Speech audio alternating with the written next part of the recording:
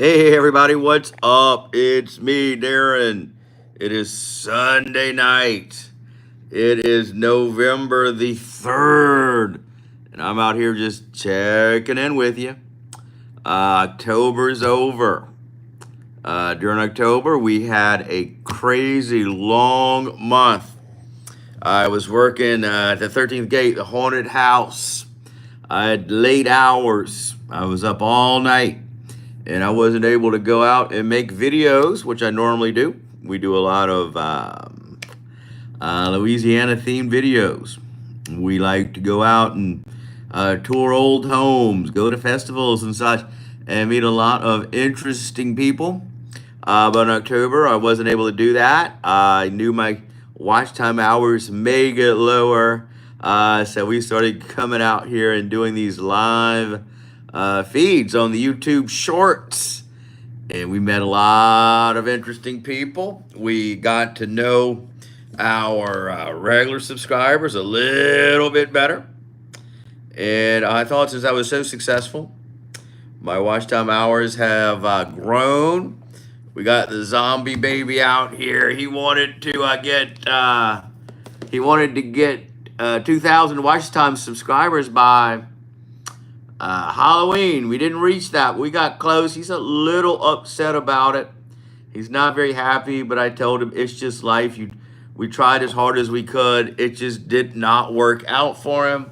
But I got a lot of watch time hours out of it.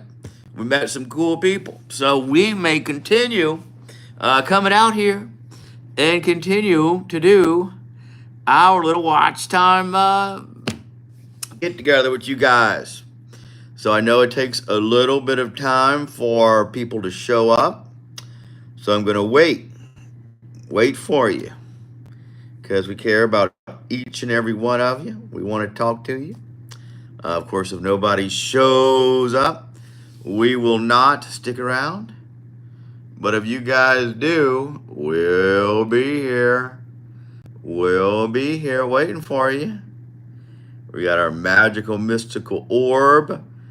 So if you stare into the orb, what's up, Boo Delgado? Welcome, welcome, welcome. Our regular, very supportive of the channel. We love you so much. Thanks for coming.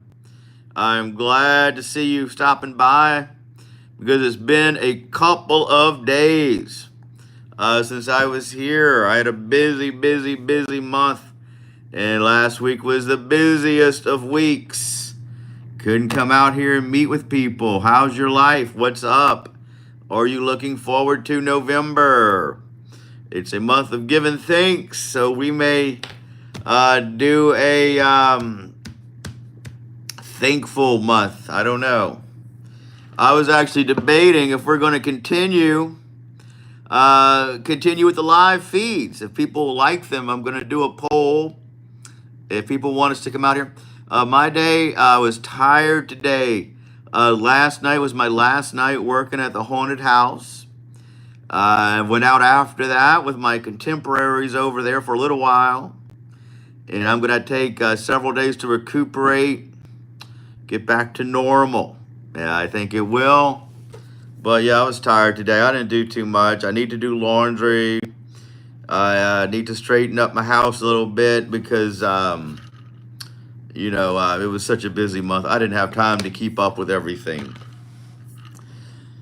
But my live feeds really helped out the channel a lot. I appreciate everybody who supported me and came to every one of them. It was a beautiful thing.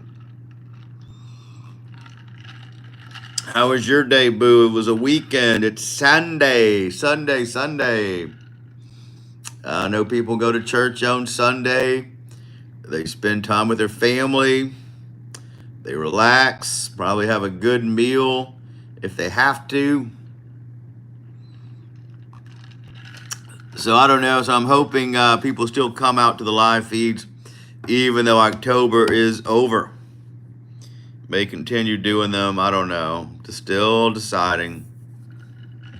See, we got two people out here. I don't know who the second person is, but welcome. Thanks for coming out with us. Boo Delgado is asking, where am I? I am in Baton Rouge, Louisiana. If you're asking specifically, I'm in my little dressing room here in my house. It's right connected to my bedroom. I'm usually in my kitchen. Usually you guys see me in my kitchen, but I'm so tired. I had to sit down for this one. I'm still recuperating from my long week.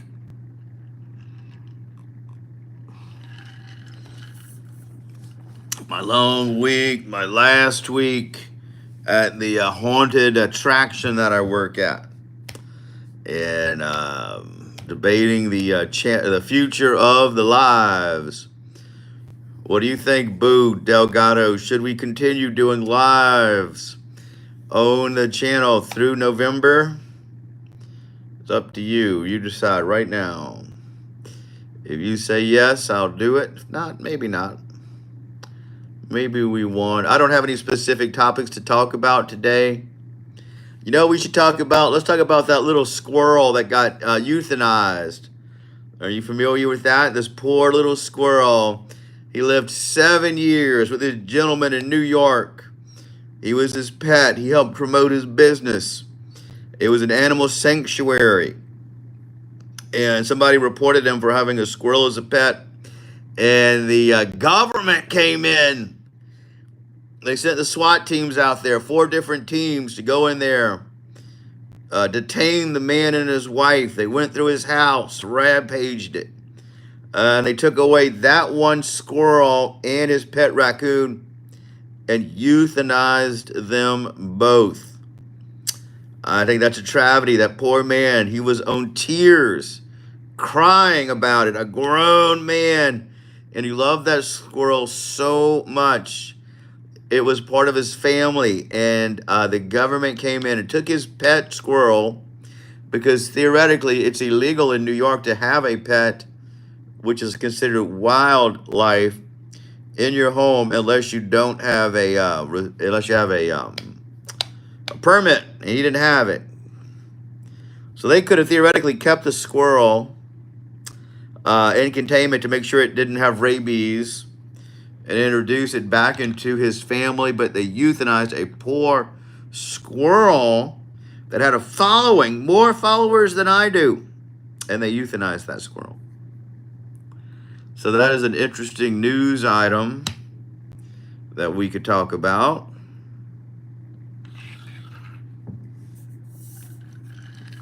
I wonder who's on Sunday nights. I wonder what goes on the YouTube on Sunday nights.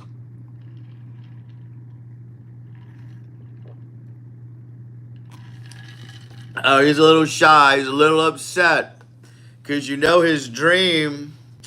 He doesn't really want to come on film, but he's got to because people came to see him. He's so upset and devastated because he really thought he was going to get 2,000 subscribers by Halloween, but he didn't meet his goal, and he couldn't go trick-or-treating because Halloween was rained out in our neighborhood. It was storming, and he didn't want to go out in the rain, and it was canceled. And so that's his favorite holiday, and he missed all of that good candy that he wanted to get because it was storming. He's sad. His demeanor has been low. He hasn't been happy, and it's been a rough week for him. And I told him, look, we got 1,800 and something subscribers. So people did subscribe to his channel and meet him, and they loved him so much. But you know how he's just upset. He's a kid. He doesn't understand that is really a good thing, because he did get subscribers, even though he didn't get 2,000 subscribers by Halloween. But there's Thanksgiving coming up. Maybe he'll get those for... Maybe we should keep trying. I don't know. He doesn't love Thanksgiving as much. That's not his favorite holiday. Because he doesn't eat that kind of food. He doesn't eat turkey. He doesn't eat cornbread dressing. He doesn't eat cranberry sauce, even though he loves the color. He loves the way it looks, but he tried it, and he didn't like it. But we have Thanksgiving coming up, and we're kind of excited about it. We're excited about it. And maybe he can hold up for Thanksgiving. Maybe we'll keep trying doing the lives. I don't know. We'll try this location too. You guys may like me to talk to you in my kitchen. I don't know. The kitchen is kind of fun to be out there with you. We love it, but I also have to stand up the whole time. And that's a lot of work. Because you guys stay on here a long time. We're talking 2 or 3 hours. So I had to sit down today in my... Oh, have a good night. Thanks you for telling him. He wishes you a good night as well. Come back tomorrow. We may be in a better mood. He's a little upset. You know how kids are. Tomorrow he's going to feel better. I have a feeling about it. I don't know. I'm going to take him out and get him some candy at the convenience store. It's all going to be on sale. And he will get his candy. Even though Halloween was rained out and he could not go trick-or-treating. It was his favorite holiday. He was looking forward to it. He thought it was going to be like Christmas. He thought he was going to get 2,000 subscribers on that one day. I knew he wasn't, though. I knew it was going to be hard, but he did get some, and he could not go trick-or-treating that night because it rained. And that's how it was in our area. There's nothing you can do. And when it rains, it pours. That's terrible.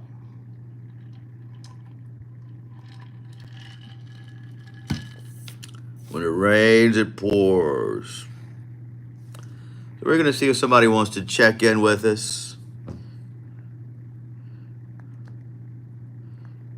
Let's use our magical orb to attract the viewers. You will scroll down YouTube Lives. You'll find our channel and stick around and hit subscribe. It is your destiny to do that. And I didn't announce that I was coming on, so I get it. I get it. I was watching Silo on Apple TV, and that's a really good show. I believe Apple TV actually has the best shows out there. So I could have sat and watched that, but I knew we haven't checked in a while, so we needed to check in. The zombie baby, he's not happy. He's upset about his subscribers, but he's still doing great. He's still okay. It's just a kind of a discouraging day for him to find out he didn't make his goal. Sometimes you don't make your goal. The important part is setting a goal. And if you do the best you can and you try the hardest you can, that's the best you can do. You know, life is filled with lessons. When they interview old people on their deathbed, these are people in nursing homes. These are people leading their end of life. And they said, do you have any regrets? What do you regret the most? And do you know what they say? They say, I regret not taking enough chances. So old people on their deathbeds, when they ask them what they regret, their biggest regret is they didn't take chances. They didn't take that trip they wanted. They didn't approach that beautiful girl in their class they liked. You know, never even try. So that's all you can do is try, keep trying. Keep trying, guys. Did I take every chance I was offered? Oh, no. I wasted a large part of my life doing things for other people, doing what I thought my parents wanted me to do. Turned out to be the biggest mistake I ever made. And those are long stories that I can tell you. If anybody was here, I would tell you. But we got one new person. Stick around, new person. I don't know who you are, but we got the zombie baby out here.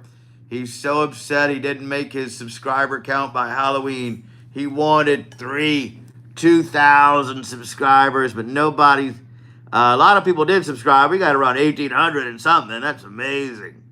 But he expected to get 2,000 by Halloween. It just didn't work out. Hey, Tiffany, what's up? How's it going? Great to see you again. I just did a random Sunday check-in. A lot of people aren't here, but I didn't announce it or anything. I had a very long week. Last weekend was my last day at the haunted house, so we all went out for an after party after, and I am so tired today. I just recuperated all day. I'm getting too old to work at that haunted house. It takes a lot out of me, but it's fun, and we've been there 9 years, so we just do it every year. But I just recuperated most of the day. Since it was the last day, we had a little after party, and mingle with everybody. There's a bar right across the street. It's called the Brickyard, and we all went there. Some of those people stayed up all night long partying. They partied till the sun came up, but I didn't do that. I'm too old to do all that stuff. And then plus, usually it feels like Halloween. Usually it's cool down here. You got cool weather. It feels like fall. But, when it's 75 or 80 degrees, you just don't feel like partying outside and staying up with everybody at this big event.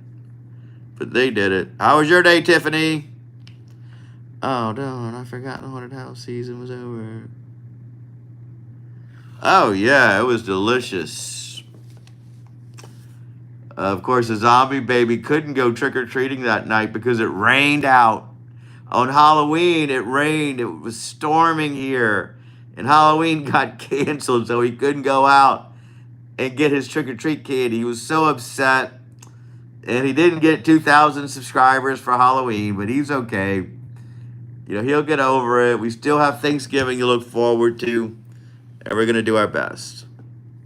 Yeah, the after party was great. There's a bar over there. It's called the Brickyard. We all went there after.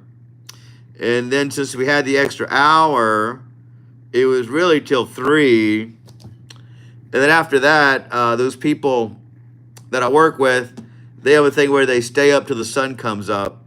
So they went to Corn Evil, which is next to the gate, and stayed up, but I didn't do that.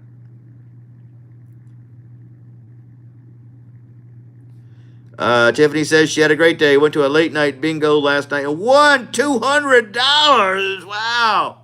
Congratulations. That's pretty wild. You can't beat that from bingo. That's pretty cool.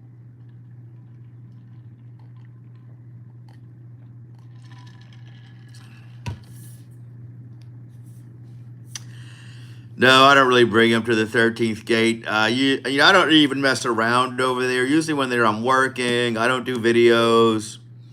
Because it's a lot of fun, but it's still a job. We still have things to do. So I don't mix my spheres too much. My YouTube channel. I have some YouTube channels from the 13th gate on my channel, but I don't really mess around with Zombie Baby and all that stuff because, it's hardcore work, really. Yeah, I would be. I could use $200 extra.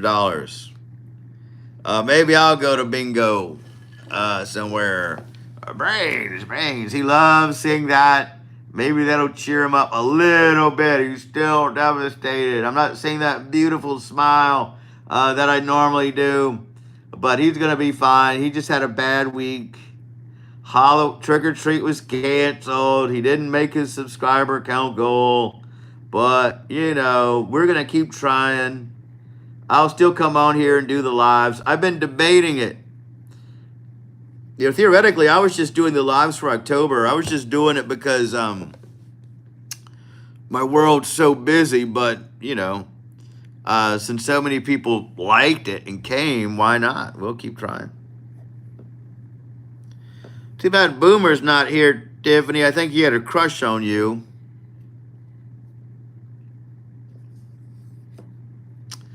He's going to be disappointed that you were here and he wasn't.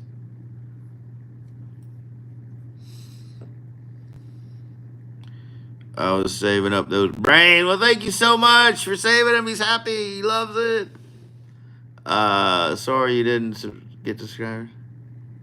Oh, thank you so much, Tiffany. He loves hearing that. Even though we didn't, I knew that I really knew we weren't going to get those 2,000 subscribers.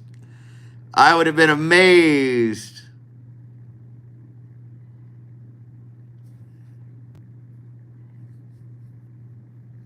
Yeah, he's a pretty cool guy.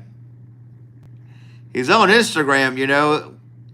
You should try to find him on Instagram. It would make his day if you subscribed. If you're on, are you on Instagram, by the way? I'm on there as angry. I mean, I'm on there as a dream disturber. I don't even know how I met Angry Boomer, to tell you the truth.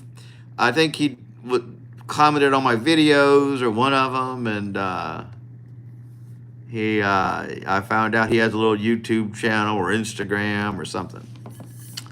You know how it is.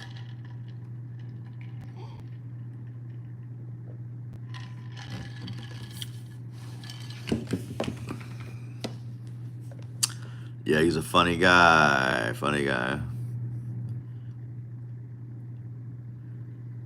Yeah, you never know. I didn't. I just came on randomly tonight. I should get a set schedule.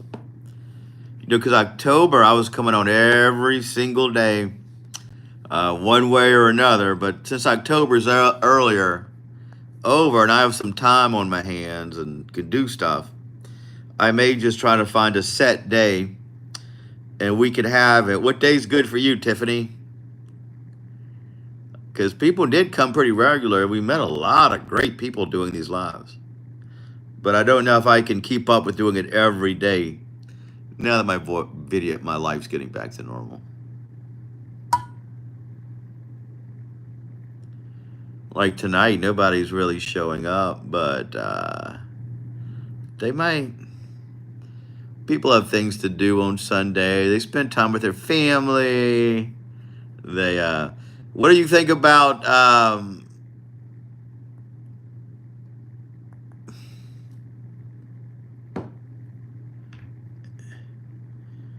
yeah, I don't know if people are on YouTube on the weekends. Anyway, I mean, people usually do find things to do on the weekends. But yeah, any day but Saturday is probably good. What do you think about that squirrel that got euthanized? Isn't that terrible? Peanut, the squirrel.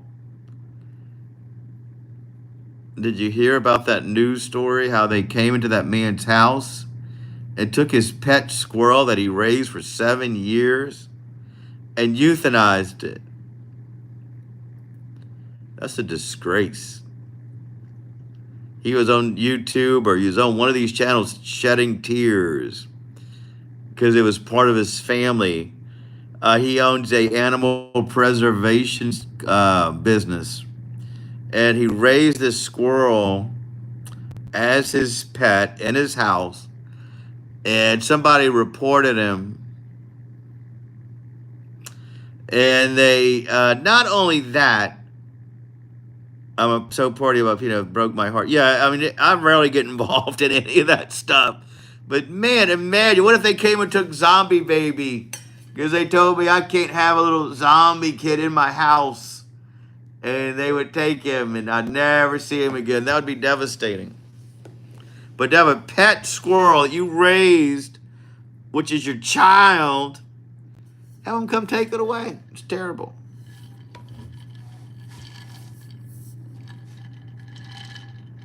Never to be seen again. If they really thought, I know when they were handling the squirrel, it bit somebody. What do you expect to do? Even if it's tame, if a strange person comes get it, it's going to bite them. That's just what animals do. So somebody reported them for having rabid animals. And since they bit that person, they had to euthanize it to make sure it didn't have rabies. But theoretically, they could have kept that squirrel for 2 weeks or however long it is to decide if an animal has rabies and not kill it. Oh, if they did that today, I would riot in the streets. Yeah, I wish they would come confiscate Zombie Baby. That would be a big riot. People would go crazy. I'd be out there. I'd go to the city court.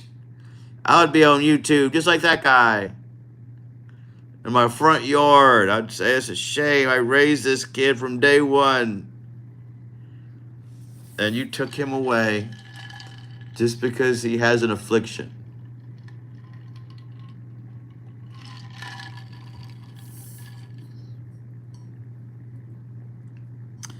I feed about 5 stray squirrels, 2 skunks, and about 50 wildfire. Yeah, I can imagine, especially if you're an animal lover, which you obviously are. Yeah, and 40 wild birds. Yeah, in my area, I get a lot of raccoons. So raccoons are all under my house. I used to feed a cat outside, but that cat's gone. So I don't feed it anymore. But when I came home sometimes, there were like 3 raccoons just chilling on my porch. Having a good time. They were in my little rocking chair. But of course, when I came up to the door, they all ran away. I wish they would have been friendly, but they were just too wild. Oh, it's fine. You can misspell words and people still know what you mean. The human brain is an amazing thing, when you misspell something. Oh, yeah, it was kind of cool. I wish they could be more tame. But, yeah, they were all just lounging around like they didn't have a care in the world. And then when I come, they run. Some people do hate raccoons. But I like seeing wildlife because I live theoretically in the city, but my little area of the city is kind of like the country. Oh, I've never seen any foxes here, but I bet I have them.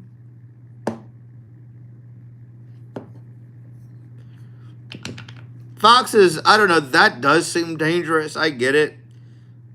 I can see a pet fox, and that'd be dangerous. And squirrels are kind of fidgety, but I personally would not have a squirrel in my house. I wouldn't get a bit of sleep with that thing running around. I would think it was going to come in there and pluck my eyes out or do something. But I've seen those videos. The sad part is I didn't even know about Peanut the squirrel, but he had a huge following. And they just came and took him away. I see the exact same thing here, technically in the city, but it was very countryside. Yeah, that's kind of how I am too. It's quiet, my area. Like the light pollution and stuff. That's the worst part. You're not going to see the stars here because of all the lights. But you hear the bird. Yeah. Did you know about Peanut before this? Because I had no idea about who he was until this big event. But he had a big following. And the thing is, the money he got from promoting Peanut was money that he used to fund his animal preservation clinic. And the woman that called it in is a photographer who theoretically supports animal preservation. She probably didn't know that they were going to come euthanize when she reported him, she probably didn't realize they were just going to euthanize the squirrel. What did she expect to do, though?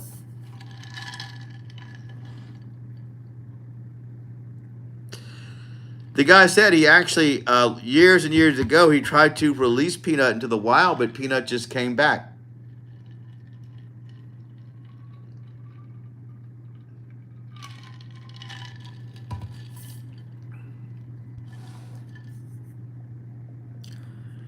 Yeah, because Peanut was so domesticated when he released him, he came back. When I was a kid, I had a raccoon as a pet. His name was Rocky the raccoon. I had a little cage for him. I could bring him in the house. One of my uncles gave him to me. And he was tame. He was like a pet. And at one point, I went on like a week-long vacation with my cousin and his family. And I was probably gone for over a week. My sister was going to take care of him and feed him and play with him like I did. But when I got back, that raccoon, which was so friendly, and it was a pet. It was totally feral. It was wild again, and we could. It was not the same pet that it was when I left. It was wild. It was feral. It wouldn't let us mess with it. It was not vicious, but wild. So we had to get rid of it. You could not tame it again. It was terrible. I was actually heartbroken by that when I was a kid, because we had had it since it was a baby. We had it for a while. And I went away for a week. My sister was going to feed it. But I guess they didn't play with it. They didn't give it interaction. So when I got back, it was wild. Wild again. Yeah, and I don't know if that's how all wild animals are. Maybe if you even a domesticated animal, maybe even if Peanut went to the wild, he would never be domesticated again. Yeah, yeah, it was wild. Oh, I didn't want to get rid of it. The parents did, of course. They did what they felt was right.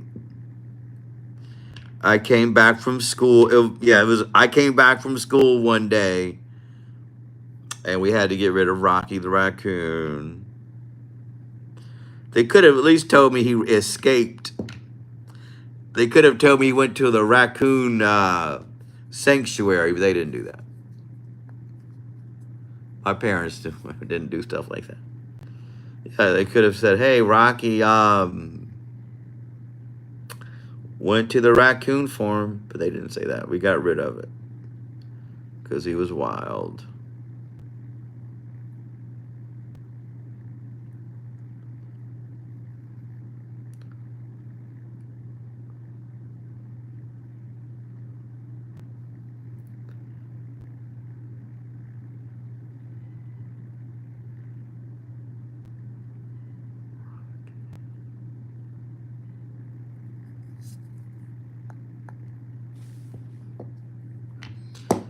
But you have a lot of exotic pets, so that's awesome.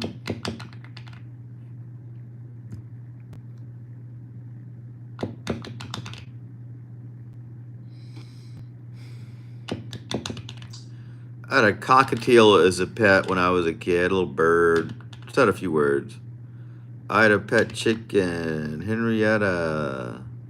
When I was 12, a dog came and ate all. That is terrible. My niece has several pet chickens. There was a beautiful pet chicken at Homa's house. His name was Apollo. He was one of those big red chickens. He was a show pigeon. And since he got older, the person that owned him, he gave him to Homa's house. And he was just walking the grounds. He lived there peacefully. Everybody loved that pigeon. But the guy that owned Homa's house, he has two golden Labrador retrievers. And one of them attacked the chicken and killed it. Yeah, I mean, it's so sad. Yeah, our chicken was killed by a dog. Yours was. Yeah, the animal world is a brutal place. And especially when you're a kid, when you love it so much. Like my raccoon, it's just a terrible thing.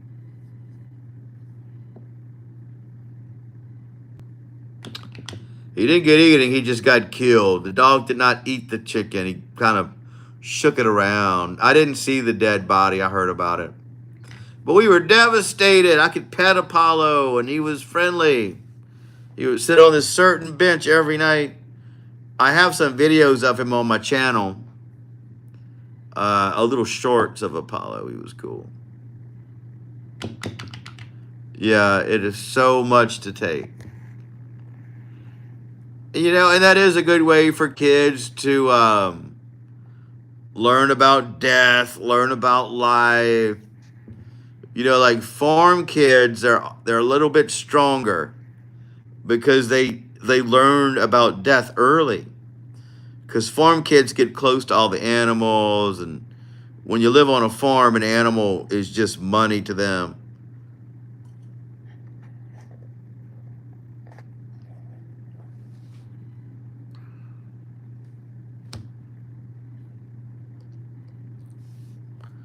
I had a dog as well, a little white dog that had distemper. And I went home one day and I came home and called the dog and called the dog. And my mother told me we had to put him to sleep because he had distemper. I thought she was joking. Well, it's not strong. Stronger in a way that they learn about death at an early age, and they learn about how life is with animals because they see it every day.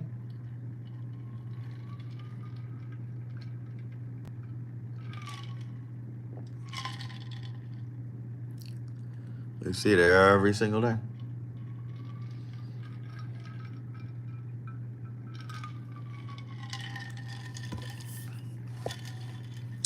Yeah, learning about life and death so much younger. Yeah, and then they have to learn early, more so than most kids, that they're going to go ahead and eat the animal too.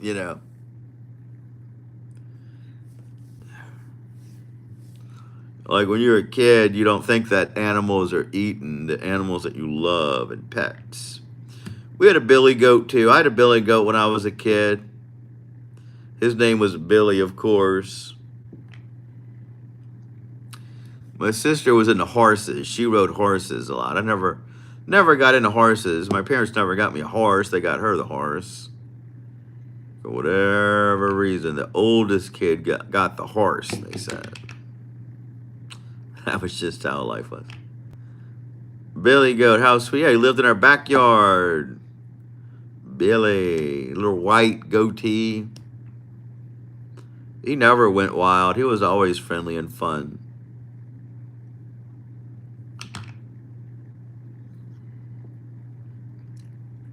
I mean, he wasn't actually cuddly either. Because that's a different breed of animal. But he was a cool goat. My grandfather raised pigs. He had several pigs. They were never friendly, though. One of them was called Sloppy Joe Me. Weird name in hindsight.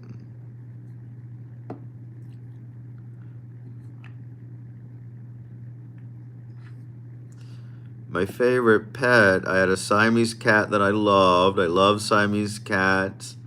Her name was Coco. My next door neighbor had about 5 horses. I just loved. But he is in the process of moving horses, relocated. Yeah, I hope your next door neighbors have horses too. That would be a dream.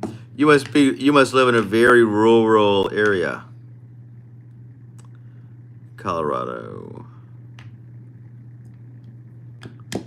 I lived in a small town in Louisiana. Now I live more in the city in Baton Rouge, but I grew up in a small town. My grandfather had a lot of land and had all those animals.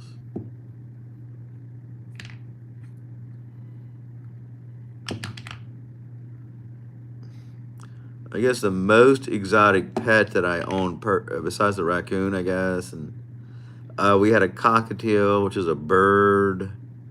I wouldn't have a bird today, but it was fun because it talked a little bit. And I love Siamese cats. That's my favorite cat.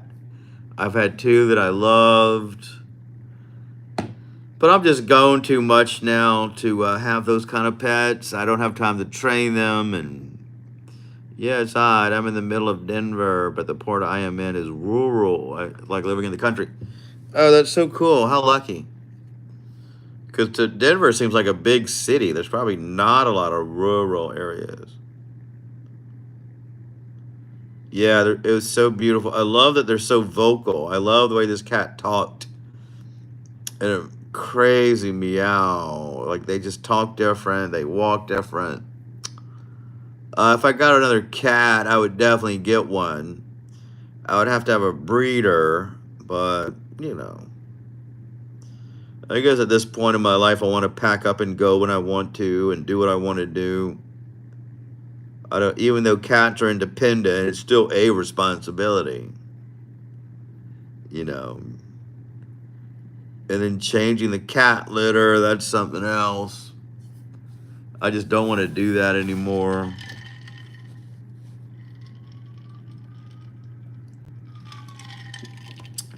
Even though they do bring more positive energy into your house. Brings a lot of positive energy. Yeah, I love cats. I like Siamese cats. I'm not particularly a cat lover. I love the Siamese cat. I think they're so elegant and they have a certain personality about them. I wouldn't have a Himalayan cat. I mean, even though they're beautiful, could you imagine that shedding everywhere? That'd be crazy.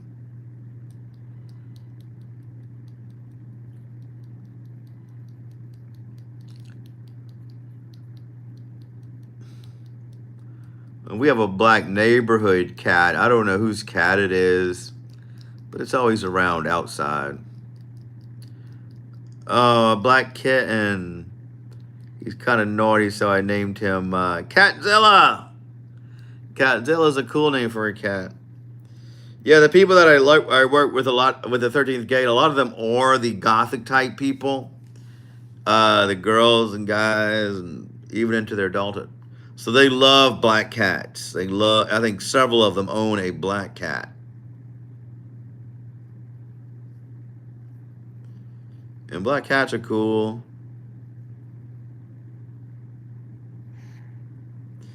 I have a couple of business cards for some Siamese cat dealers. I've been thinking about getting another cat, just to have around, and it's fun to have a cat. Cats are entertaining. I've seriously been considering getting a dog, even though I'm not a dog person. I think a Jack Russell Terrier would be a lot of fun because it could zoom all around. Pew, pew, pew, pew. Because I know they're fast. That's got to be entertaining.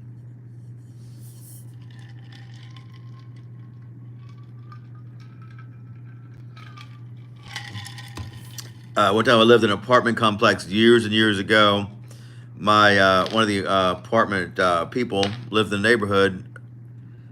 He had two Boston Terriers.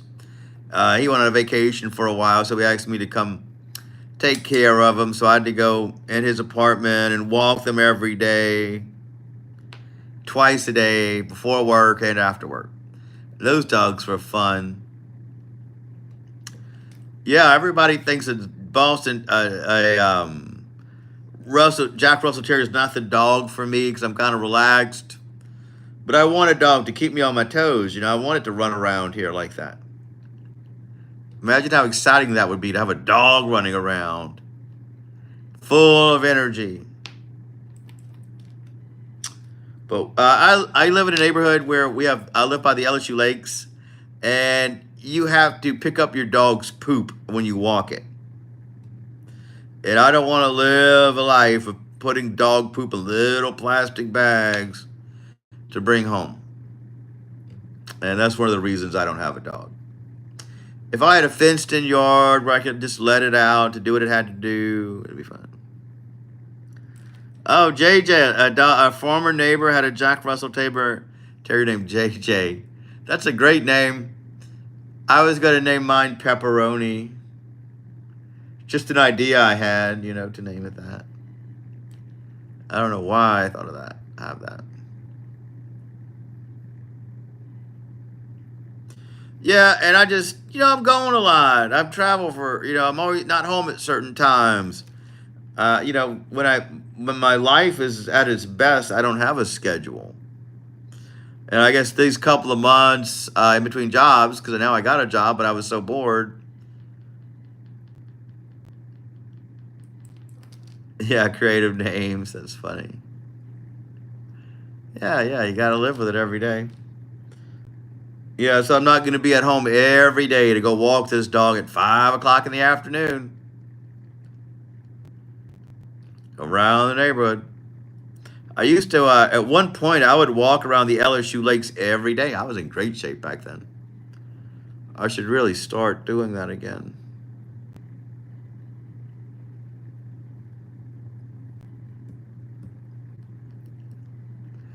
You know, because that was a lot of fun.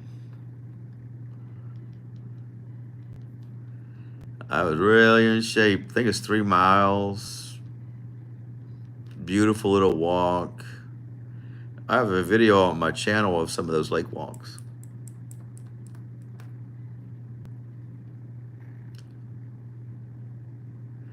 No, I've never got into fish. When I was a kid, we did have one of those aquariums, those square ones. A fish would be a beautiful pet, but I don't want a big aquarium.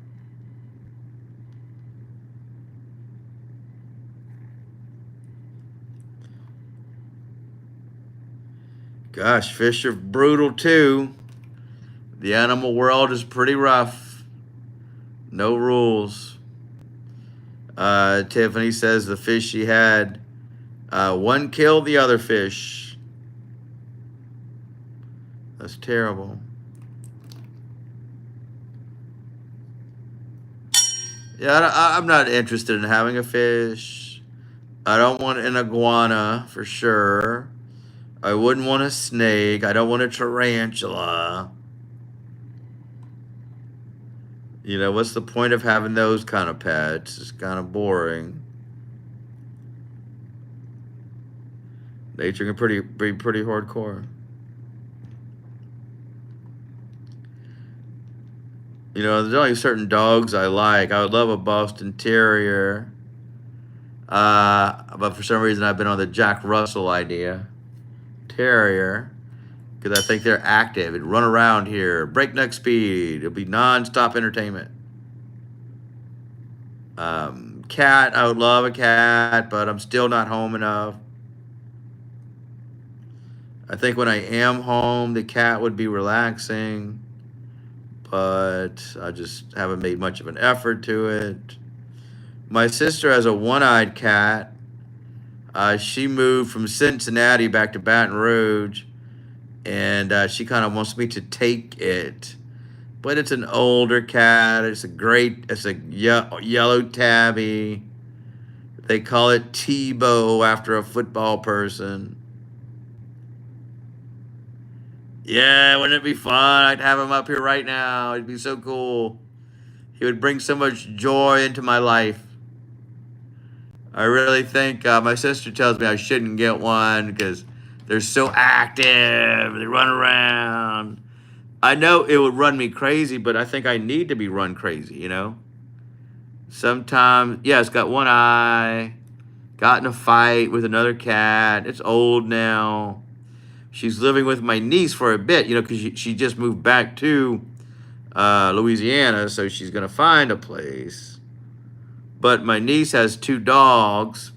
One of them is those big dogs, one of those big purebred dogs. It's around 3 or 4 feet tall, a blue mastiff or something like that. I don't know dogs, but it's big.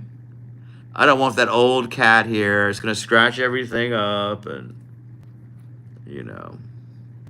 She thinks I would like it because it's an oddity, because it has one eye. But I don't want it. And then it's called Tebow, and I don't really like football that much. Tebow. It's a country cat. I don't want a country cat. I want a civilized cat. I want a city cat. You know, I want a cat that lives in the city, that knows what to do. But it'll be a long time before I get a pet, unless one happens upon me. Oh, at the haunted house I work at, they have, my sister's here. There's Gina Smith. We were talking about you on the actually feed. Talking about animals. You would like, you could chase it. Oh, we're talking about your cat. Yeah, that's funny. We started talking about that squirrel that got killed.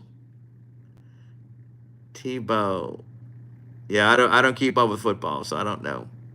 We started talking about the Peanut the squirrel that got killed, that guy's pet. How the government came over there and took that guy's pet. That's terrible. Yeah, I was telling. We just got on the topics of pets and how I wanted a Jack Russell Terrier, and then somehow your T-Bone came up. You never know what I'll talk about on these live feeds. Talk about everything.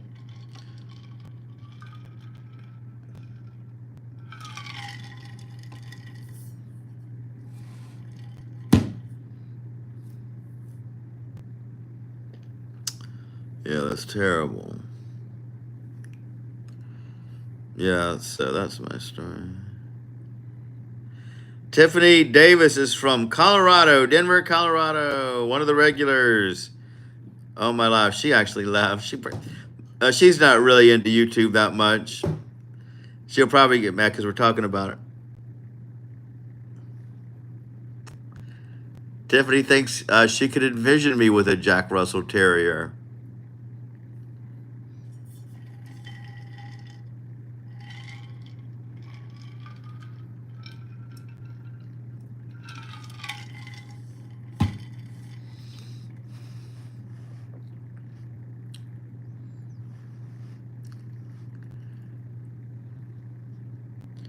It would bring a lot of joy into my life. But I'm just not around enough to have a dog.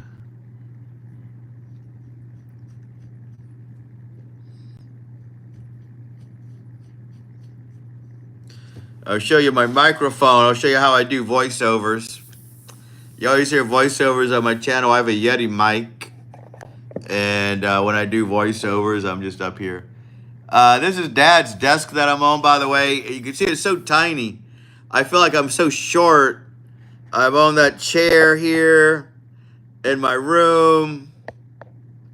A little middle room. But when I do the voice, it's just this chair seems so small for the desk. But that's where I am today in my middle room. And like for regular, I would do like videos here, but it just doesn't. Look how tiny I look. I mean, it's just not right with the desk and I wish I could make this chair higher or something. Anyway, that's where I am right now.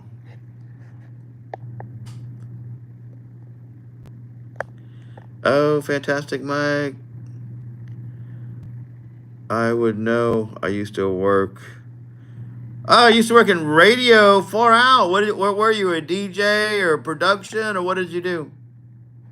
That was my dream, to be a late night radio DJ back when DJs were a thing. Now all the radio stations are owned by the same media. Could you do voiceovers? I used to do voiceovers. Well, I mean, I do voiceovers for my own videos. I've done a few voiceovers for other people on their videos. Through Fiverr and other things. I have done other people's voiceovers. But if you watch my YouTube channel, some of my videos, I do voiceovers over the content. And that's what I do. Yeah, maybe one day you can. We'll do a collab. We'd be both on two screens. One of us on top, one on the bottom. Wow, that's pretty cool, Tiffany. I didn't know that about you. That's awesome. What do you do now, Tiffany, by the way? What is your job? In Colorado.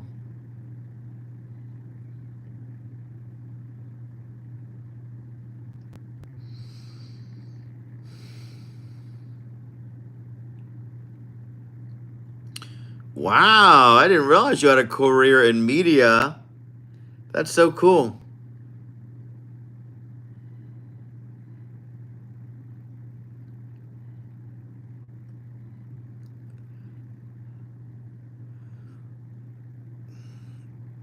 So what do you do now in Colorado? Oh, good for you. Wow, that's awesome. Boomer doesn't have a chance with you. He's too successful. You're too successful. Just kidding. I don't even know what he does for a living either. I don't get into everybody's personal business that comes here.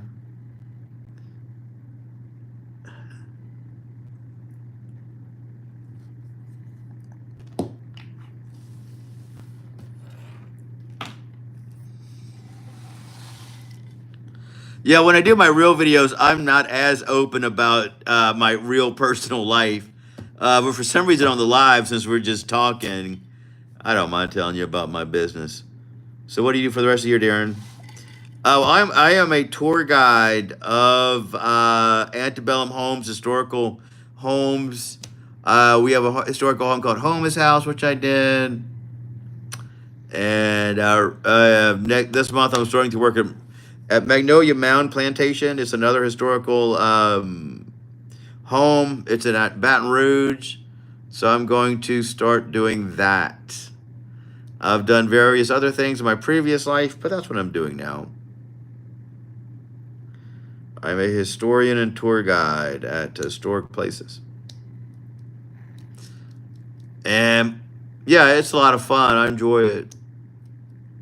I actually got that gig through my YouTube channel because I did a plantation theme where I go tour plantation homes and I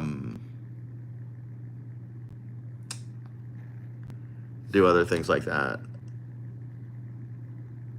You do the coolest work ever. Oh yeah, but I bet your job pays more. You're actually living the life. I working for those big companies that you just mentioned. That's awesome.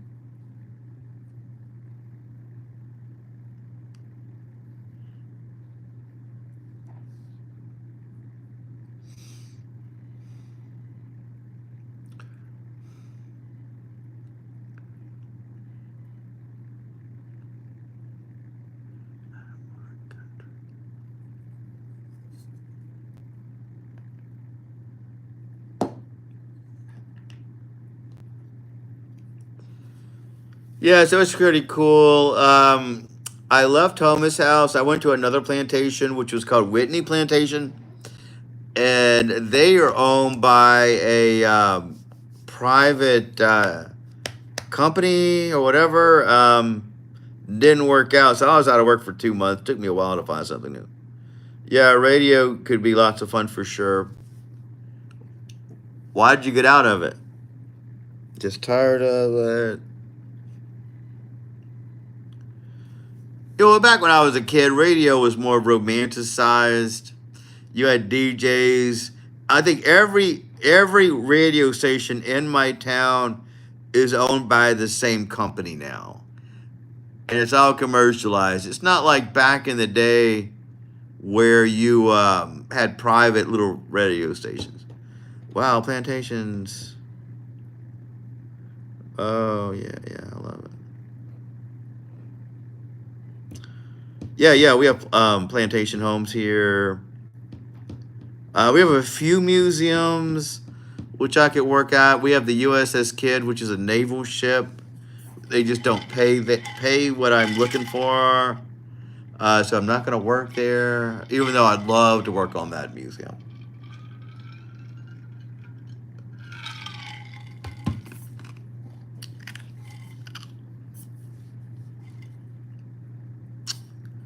Even though I'd love to. Because I was diagnosed with lupus and was very sick for 20 years. Oh, I'm sorry to hear that. I don't know much about lupus, but I heard some things. But yeah, you got to stay healthy. You got to do what you need to do. Yeah, reevaluate. I'm kind of over the whole plantation thing, but what else can I do? I need to do something. I thought that when I was out of work for a couple of days, I would do more videos, but I just ended up staying home. Well, good. I hope you stay in remission so you can do what you need to do.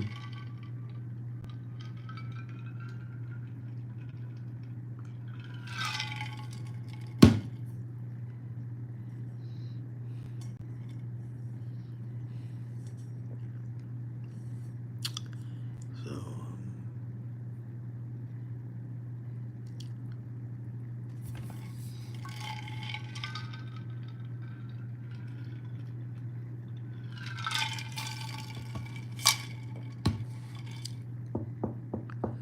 knock on wood, 2 years so far.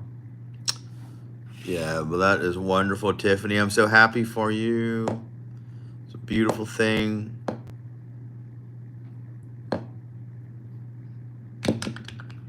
Beautiful, beautiful.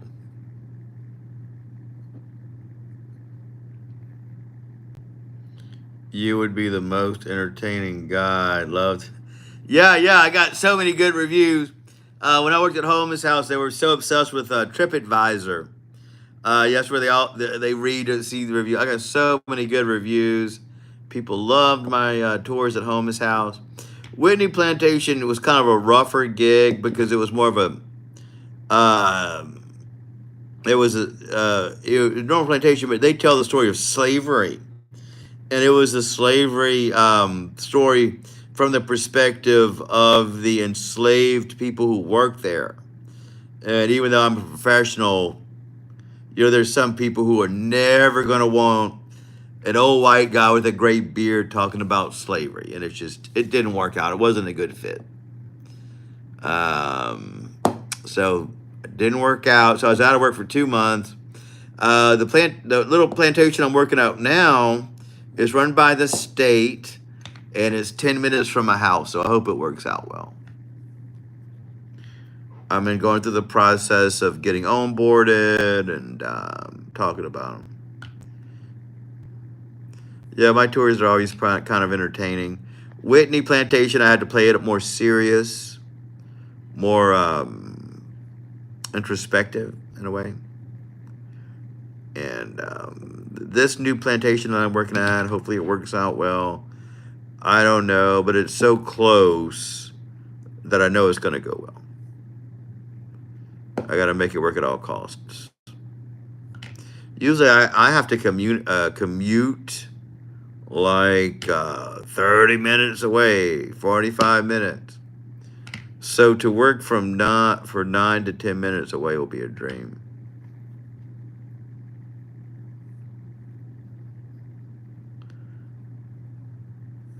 Yeah, I think it's going to go well. I'll do my best. And people tell me working for the state is the good gig. It's a dream. You get benefits and certain days off. So we'll see how it works out. I'm just going to go there and check it out, see how it works out. The state should be nice.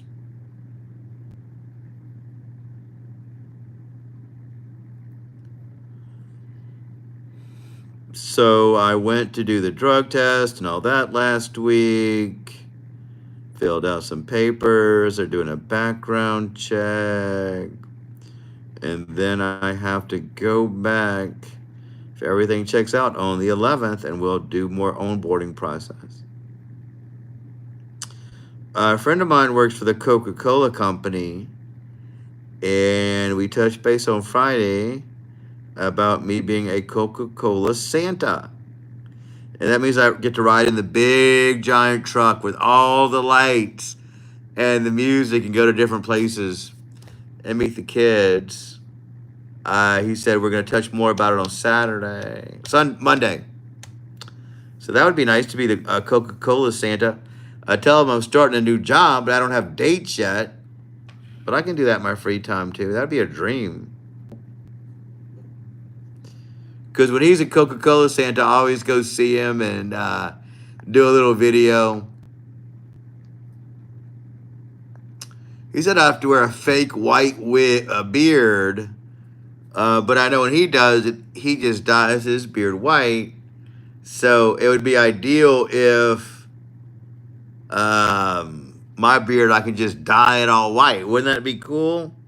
If I dye my hair and beard white for, yeah, wouldn't that be fun?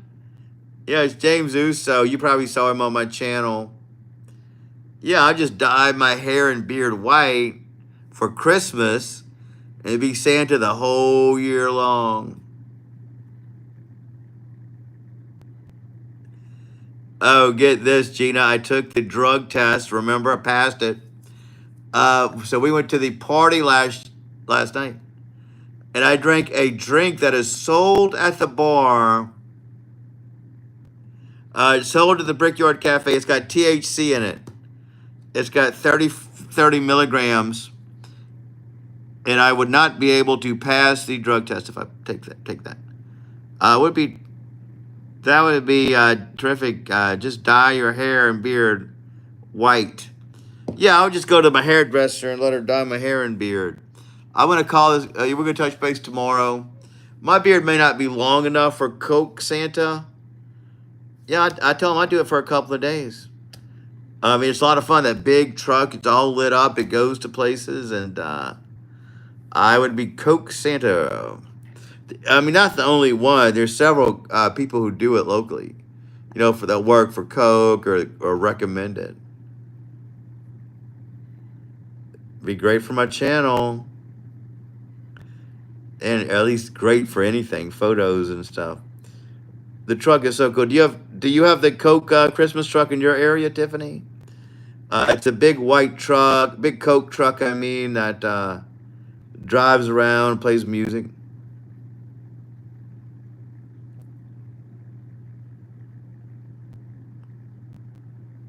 I got a couple of videos on my channel about it.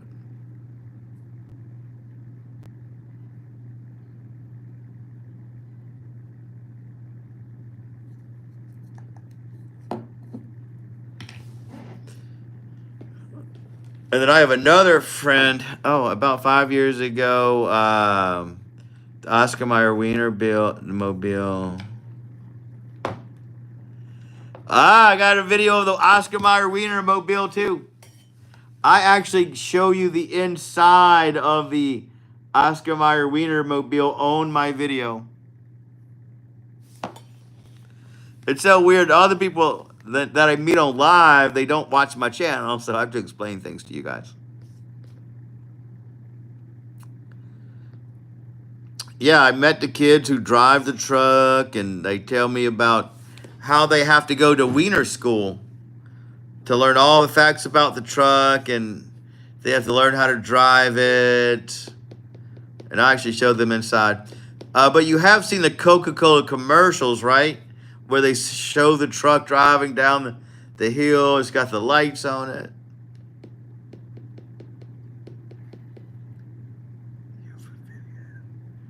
I sure do. An exclusive video of the inside of the Wienermobile. Go check out my channel at Dream Disturber. Go look at my videos. Yeah, so it's just like that, except it plays music. It doesn't play music on the videos.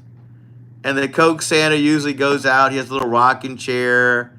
He drives in it, waves, and then he sits out and talks to the kids. My friend James Uso doesn't have to wear a fake beard, but the other guy does. I would rather not wear a fake beard, but I would sure dye my beard white and be Santa Claus all through December. That'd be so cool. Could you imagine my channel, how cool it would be? Yeah, it'd be fun.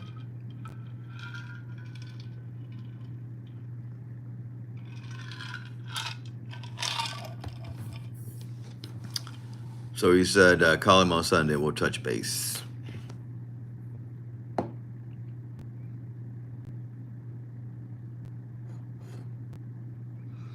Even doing it once or twice would be awesome.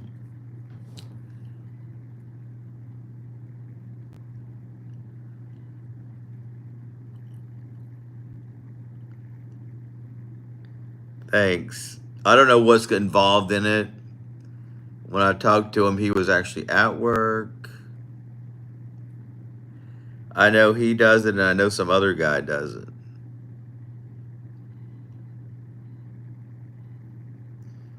It'd be cool from going to a haunted house to working as Coke Santa. No, it's not an ASMR light. I guess it could be. I considered doing ASMR channels for a while. I did my microphone, set it up. I can whisper to you guys. My phone's not gonna pick up the whisper. I would have to use my microphone. Hello, guys. How are you doing? But it's not connected. I mean, I could do that. I could do ASMR. If I should do a zombie baby ASMR. I would have to pre-record that video though. I couldn't do it live. I mean, I don't think my phone would be powerful enough to power the microphone. Yes, it was making me very relaxed. Every night before bed, I visit an ASMR channel. A Russian girl host. Oh wow, I would like that channel. I would check that out. Is it a live channel? Does she do that live? If so, I definitely. Hey, maybe I should do a live ASMR channel every single night. I could figure that out.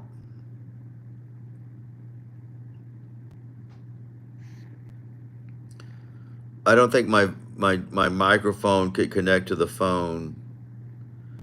Are you serious? What's the name of the channel? I'll do a search for it later. I've got to check her out.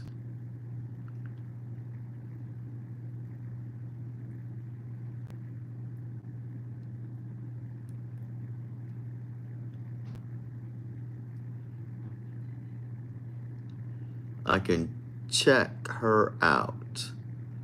Yeah, I considered doing ASMR. That would be a dream. I believe I could do it. ASMRist or ASMRtist. I'll look into it. I'll check it out. I know I should bring him to lunch and make a video. Yeah, my normal video subscribers would be surprised to see the zombie baby. But all the live people, they know the zombie baby.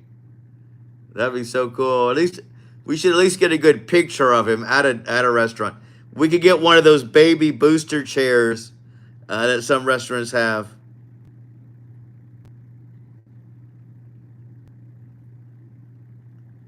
That would be so cool.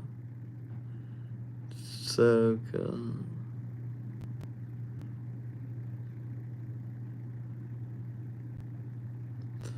So I'm going to try my new camera, well, my newest camera, I can do the microphone to it, so I can do an ASMR video. I have an older camera that I couldn't. I'm trying to sell. I'm going to put my older camera on sale. Might as well sell it, get some money for it. Yeah, especially with a Russian accent. You guys should take out zombie. Yeah, I know. I should. It's hard enough making a video in public, but then bring a zombie baby too. We might. I'll put him in a little baby chair. Alex, the restaurant, could you bring us a booster chair? Bring me a little baby chair for the zombie baby, for the baby. Yeah, we have a child with us. Yeah, the most. I did not know that, Tiffany. That the best ASMR girls are Russian. That's crazy. Crazy.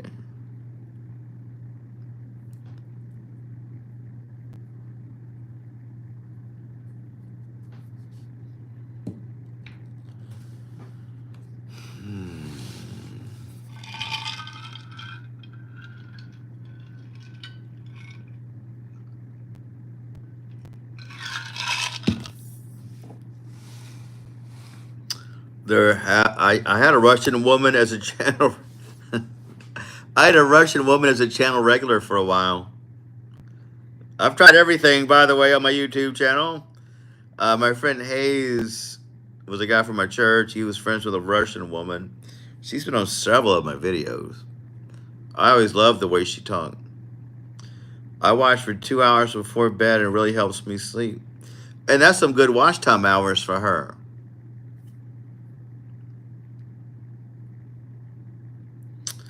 Is it vertical live or is it horizontal live? Because I'm doing this on my phone because it's horizontal.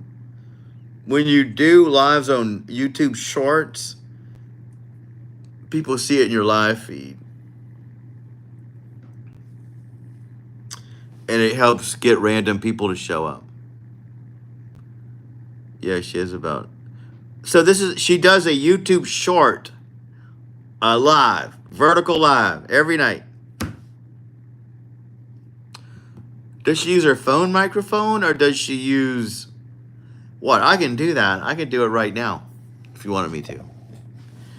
Hello, Tiffany. How's your night going? This is your ASMR Short. I'm here to help you relax. Just take it easy. Relax your body. Relax your jaw. Close your eyes and we can just relax. I'm not using a microphone. I'm not using a microphone right now. I'm using the camera microphone. So if that's what she does, I can definitely do an ASMR Short. Maybe random people will come on and they can listen to this short.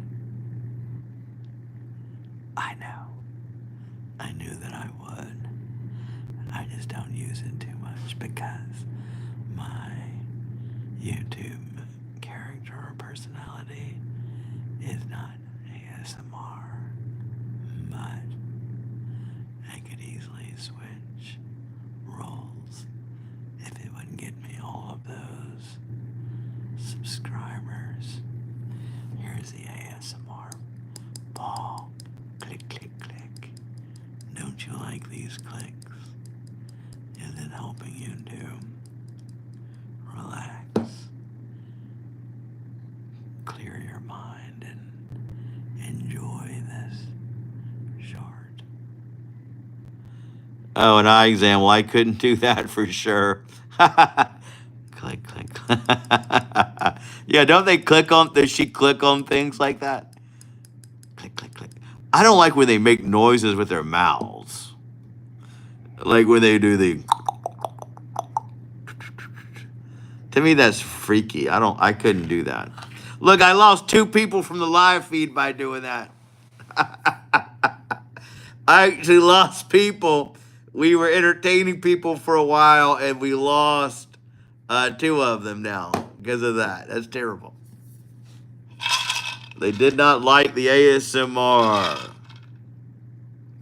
See, you got to do what people like, I do more of. That's what I do.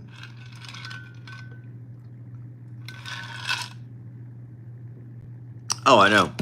I was going through the YouTube lives and I saw some Indian guy and he looked so sweaty doing those clicking things and weird noises, hitting the mic. I didn't like that at all. I wouldn't do that. I would just do the slow talk. I would do the whispering. Oh no, we scared them off. Yeah, they did not like ASMR. I lost several people from the live feed doing that. So there you go. I'll never do it again. That was a one time only. My philosophy about life is, and a lot of things, what you do to get them, you got to do to keep them. You know, if you start a YouTube channel, you have a technical YouTube channel, or like I do, I have touring homes, and I go through things. That's how I got a lot of my subscribers. That's how I got them. So I can't all of a sudden do to a review of this light. This light that people say, oh, talk about that YouTube, that little light. No, I can't do a product review if people did not subscribe to me to see a product review. They're not going to want to see it, so I don't do product. Yeah, isn't he a weird guy? Who's going to watch him? You may listen to him, but I'm not going to watch him. He was weird looking. I mean, they're going to think I'm weird looking. You can't really talk about other people because, look at, well, I'm still here too. So, if you can't worry about people talking about you either, just go out and do what you want to do. Yeah, that weird Indian guy. I bet he's rolling in the dough, though. I bet he laughs to the bank every single day. He takes his microphone covers and plastic. Oh, that's weird. I wonder if he's doing this on his phone. I don't know. I don't know.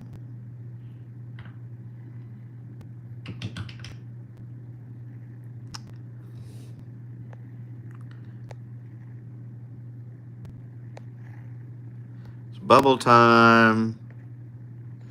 It's bubble time, guys.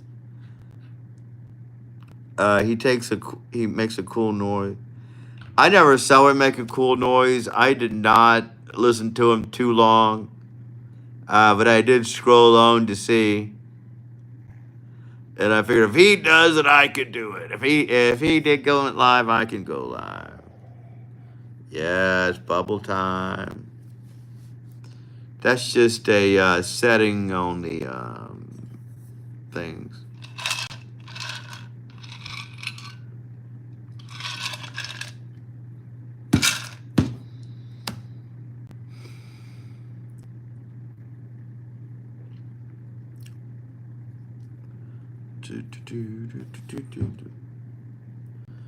Oh, good. Well, relax with Zombie Baby, you guys, and I'll be right back. I'll have to put him on something so you can see him. He's too short. He's too short. I'll be right back, guys. There he is. Well, how am I going to set him up for you? Let's see what we're going to do. If you're not here when I get back, I love you guys. Have a great night. Ooh, look how mean he looks. He's mean because he's upset, but he'll be okay.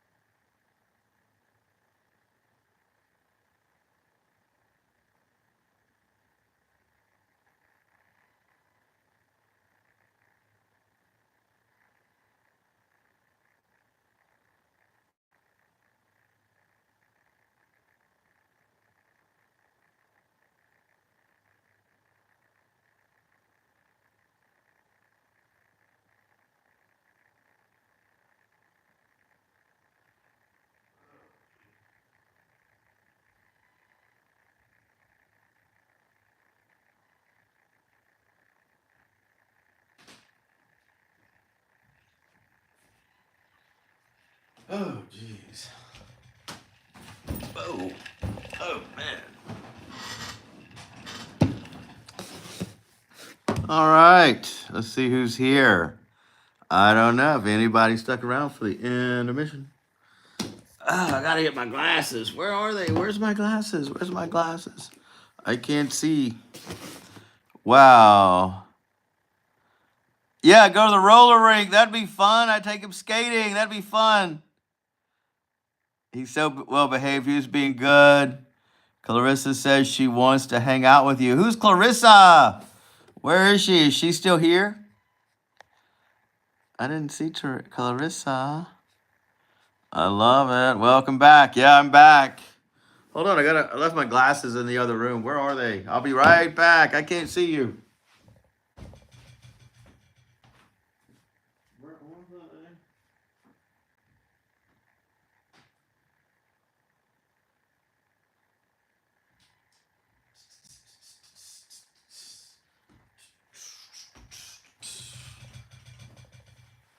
Now we're back. Now we're back full force.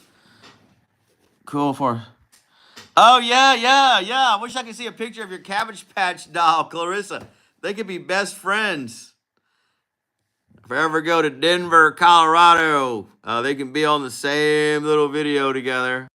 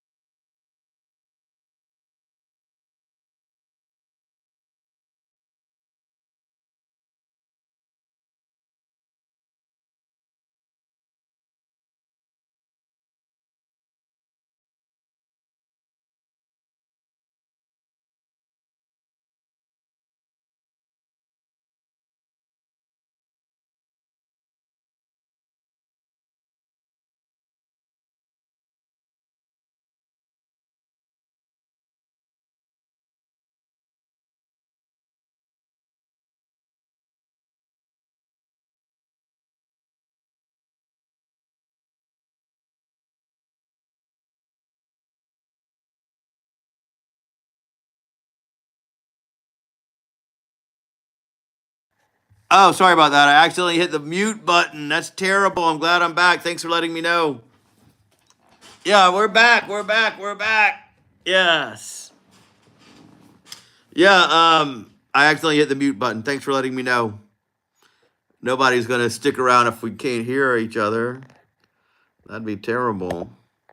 Yeah, so Clarissa and Zombie Baby could be so much fun. We can go live together. She could be on the top part of the screen and he would be on the bottom.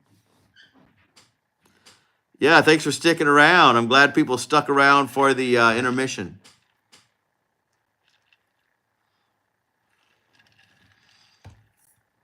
Yeah, she could beat up those bullies. We'll take her to school. I bet Clarissa's pretty tough. She's probably a tough little baby.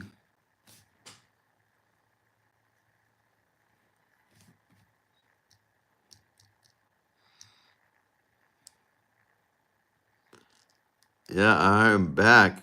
BACK. We are back, back, back. Yeah, it would be kind of Brady. Yeah, I bet she's tough. You're lucky you saved her. I don't know if you heard me, Lori, the other girl that comes on here. She sent me a picture of all of her little Cabbage Patch Kids and her little ponies that she saved. So that's awesome.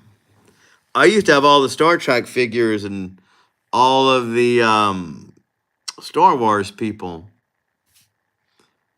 They're all out of their little packaging, so they're not worth a lot of money, but I do have them. I have Luke Skywalker. I have the Battlestar Galactica people, stuff like that. I was all into collectibles even at an early age because I knew all that stuff was cool to have. My favorite was my little Yoda. I had a little Yoda figure.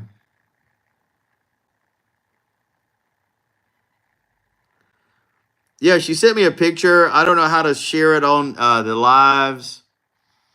I may ask her if I can show it on my communities tab so it shows up on my feed.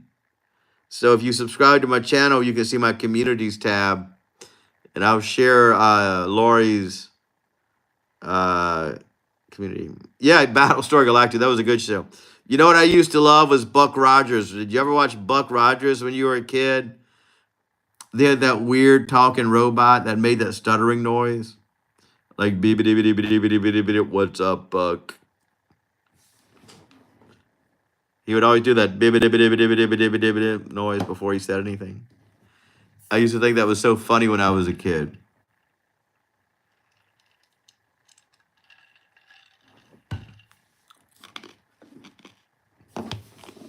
Buck Rogers.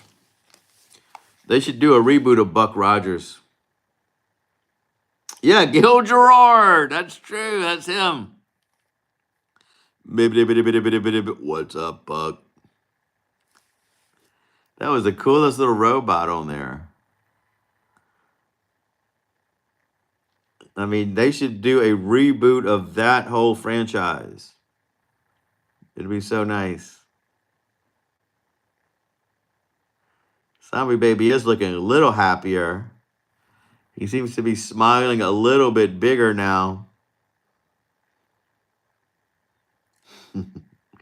Yeah, he wore that other little device on his neck, which was the smarter robot, which gave him all the advice. But the guy walking around with it, that robot was not very smart. What's up, Buck? But I love, oh yeah, Knight Rider. That was so cool. I always wanted a little talking car.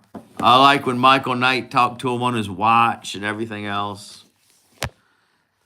And luckily, self-driving cars are becoming a real thing. That would be my dream to have one. I just don't think that, I commute a lot for work. And will a self-driving car be able to get me an hour there and an hour back? I don't know.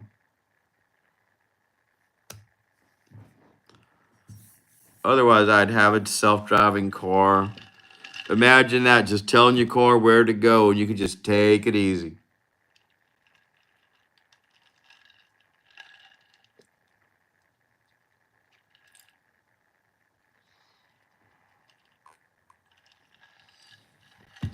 You can sleep on the way to work if you wanted to.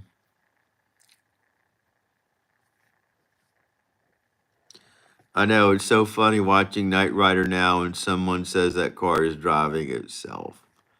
Yeah. Yeah, because now cars drive themselves. It's no big deal. I don't have a self-driving car. I know that in some locations they have an Uber, and when the Uber shows up, there's nobody in the driver's seat. I don't know if I'd go into that Uber. I'd be kind of curious. Like, I don't know about that. Yeah, the evil Kit, Cat. The evil Kit was called Cat, C-A-T-T. Cat was so mean. He came back for several episodes.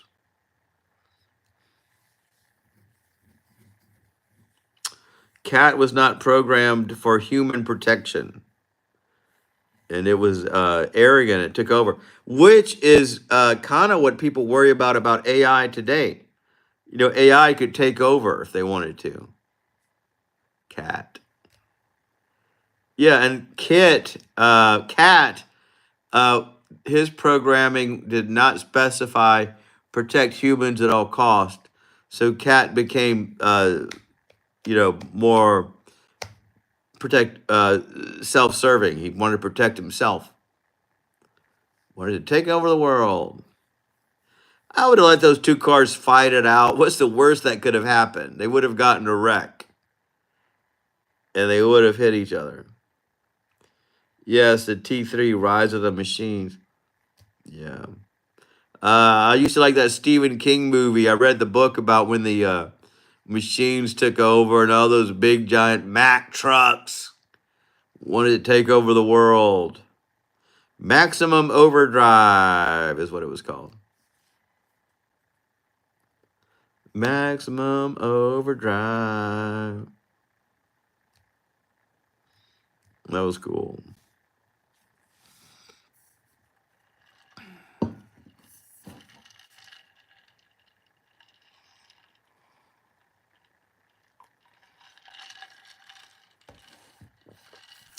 I even used to have the alien figurine, the big giant alien.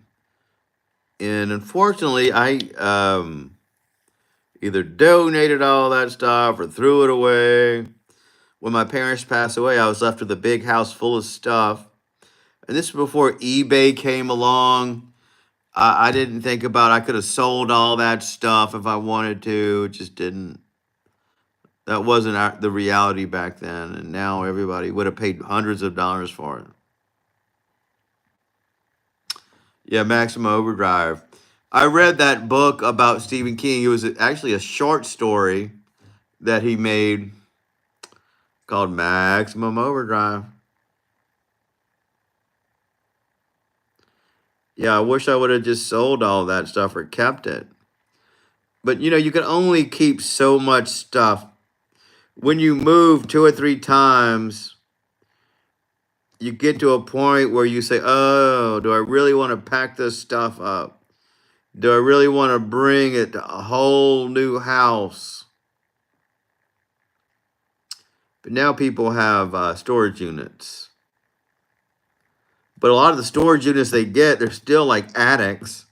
They're not climate controlled, so everything gets melted. Maximum Overdrive. Pet Cemetery was my favorite Stephen King book and my favorite Stephen King movie. I read that 3 times. When I was reading Pet Cemetery, I just lost a cat that I loved. So it was kind of memorable because Churchill was the cat in there, and it was a big part of the story. I know about all that. I have a story. So you have a storage unit. Yeah, good for you. They didn't have all those back then. Or at least if they did, I didn't know about it or didn't think about it.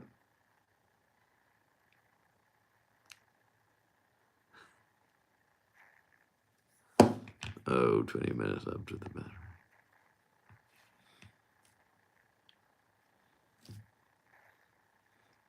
I think my favorite Stephen King movie was The Stand and Firestarter. I read all of those, both books. They were great. Do you remember the Stand miniseries that came out in the 80s or 90s? That was so good. Stephen King movies make the best miniseries. They don't have miniseries anymore, though. Firestarter was good. That was a good book. The movie was made with Drew Barrymore. I don't know if I ever saw the movie, but I remember the book, and it was good. Hey, do you know Joe Hill? Joe Hill is my new favorite author. He's Stephen King's son. He writes great books. Do you read a lot of books, Tiffany? Are you a bookophile? If so, check out Joe Hill. He writes the best stories. You feel like you're involved in there. Yeah. That's he didn't want to be called king because he wanted to be separated.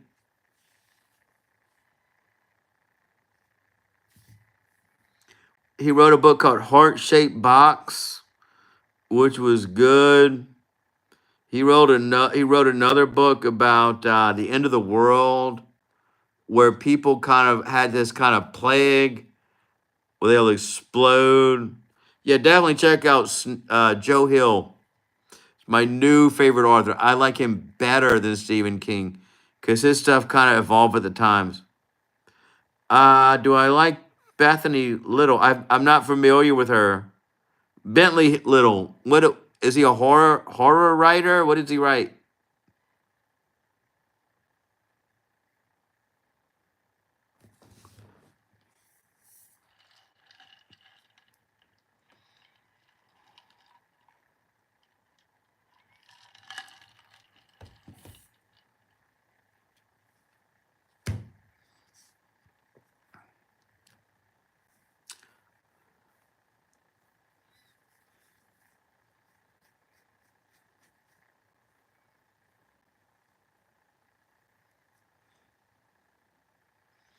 Bentley Hill. I would love Bentley Little. Don't not familiar with that.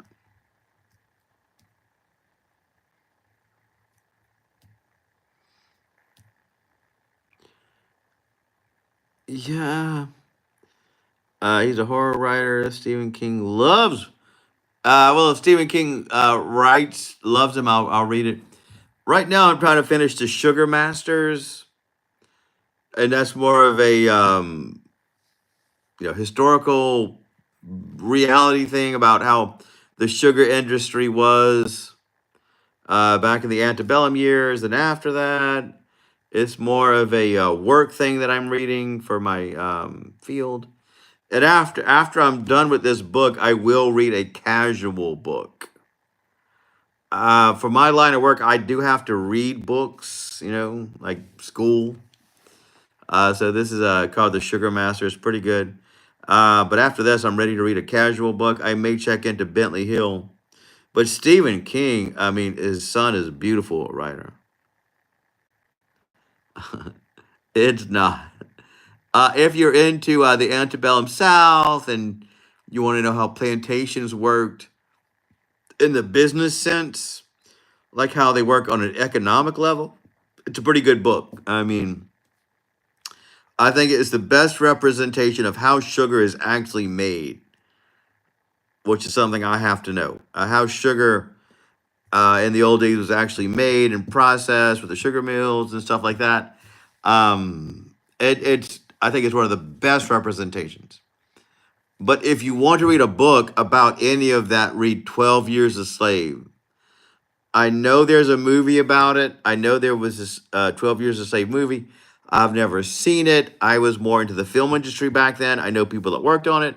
But I had to read that book at the Whitney Plantation, and that was the most interesting book. It was written from Charles Northrop, who was a freedman in New York City, and he got kidnapped and transported down south to Louisiana and was forced to work as a slave for 12 years before anybody could find out who he was or his history. That was the best book I've ever read in a long time. Yeah, if you Tiffany says she's interested in learning about plantations, read that book, 12 Years a Slave. Beautiful story. It was the best.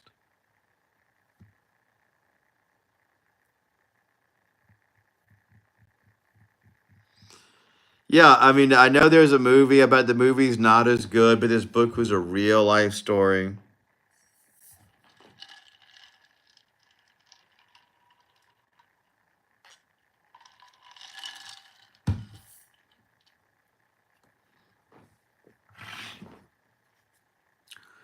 The Sugar Masters is more of a economic type of thing. It's more like how the sugar industry worked back then in the antebellum South and after, which is a terrible part of history. And I don't know if the Sugar Masters is for everybody, but the 12 Years a Slave was very relatable for anybody that wants to know what life was really like back then.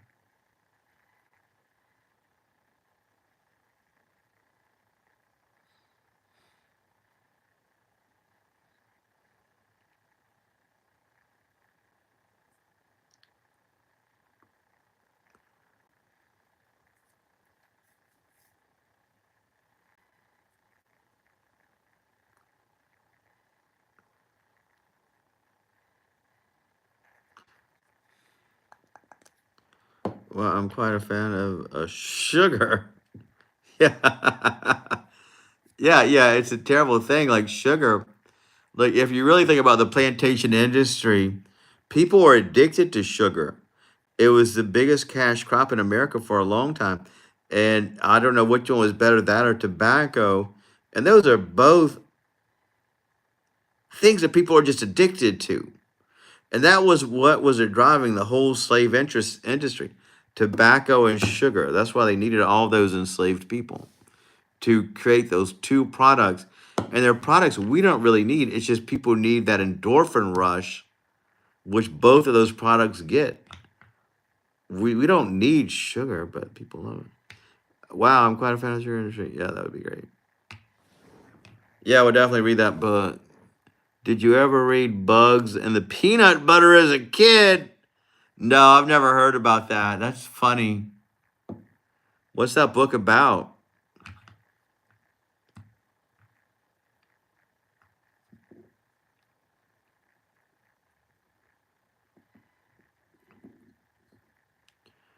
Bugs and the Peanut Butter.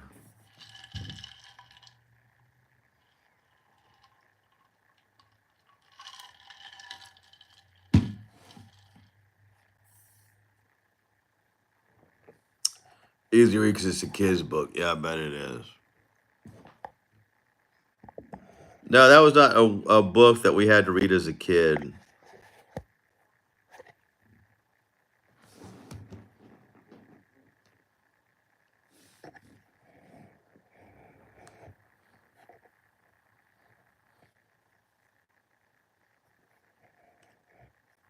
What's it about?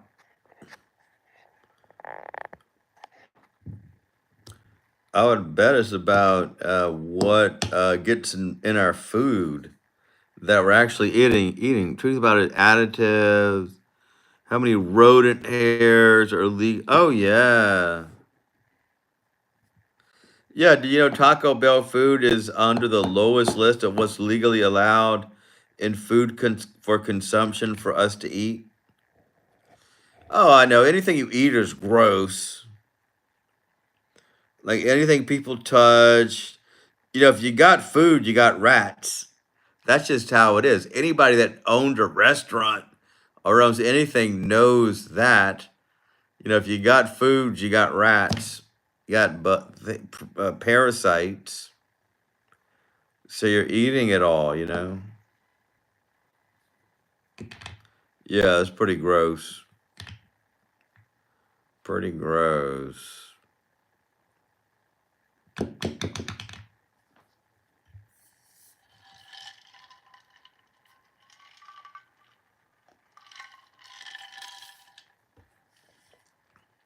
Why is that a kid's book? That's crazy. The local Dairy Queen over the summer. Yeah, that's pretty gross. I had to take a dairy science class in college. Well, it really was supposed to be an easy class, but it was kind of hard. I drove by hundreds of mice. Yeah, remember when the pandemic first started and the streets were empty, and they were showing video of New York empty streets at night, and all the rats were out because they were starving. They couldn't eat because all the people weren't out. That was so weird.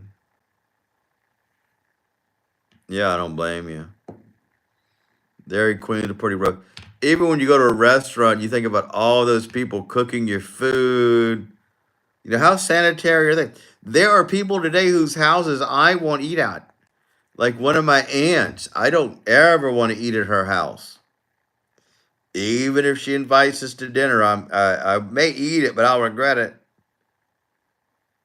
Yes, yes, yes. I recall those rats in New York. Wasn't that weird? How they were running rampant over there.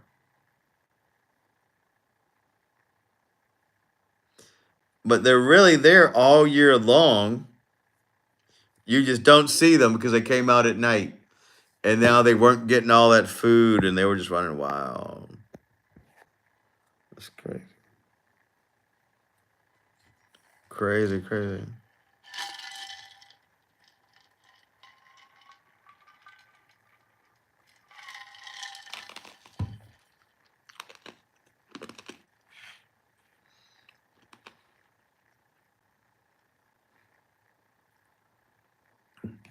Yeah, that was freaky.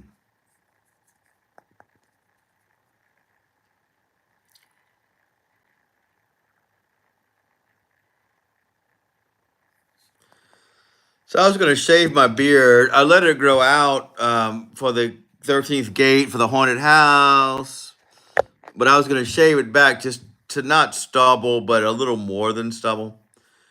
But since the Santa Claus gig may be a possibility, and I may be able to just dye my stuff for Christmas, I'm not going to shave it, but I was.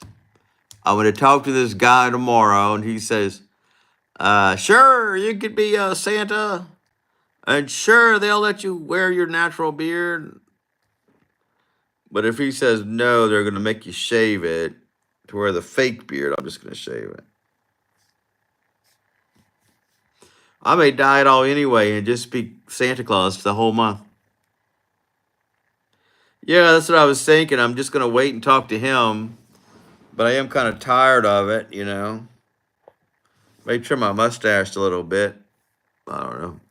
Get those little twirly things out there on the sides. You never know what I'll do.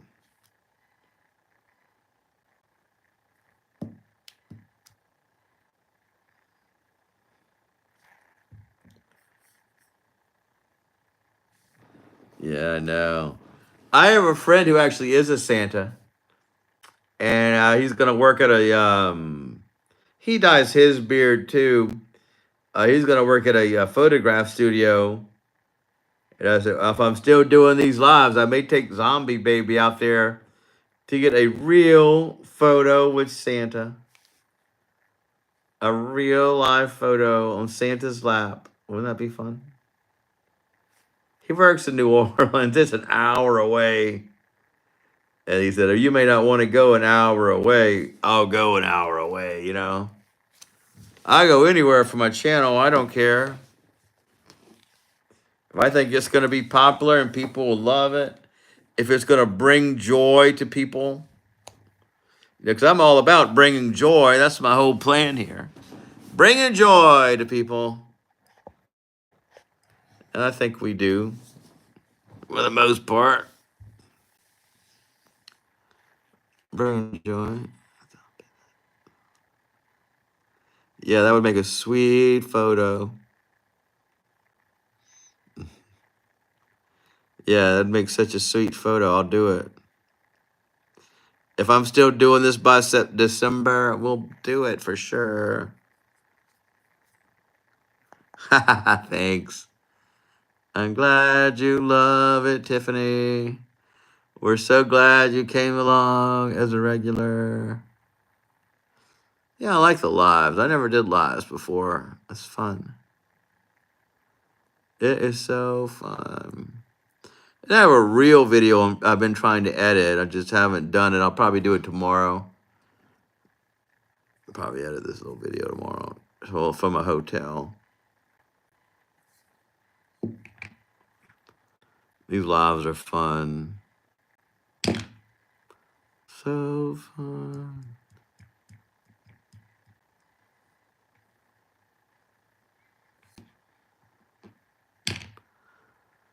They're not as busy as they had been for a while. For a while, everybody was coming by this live. But I came late in the night, and, you know, what it is.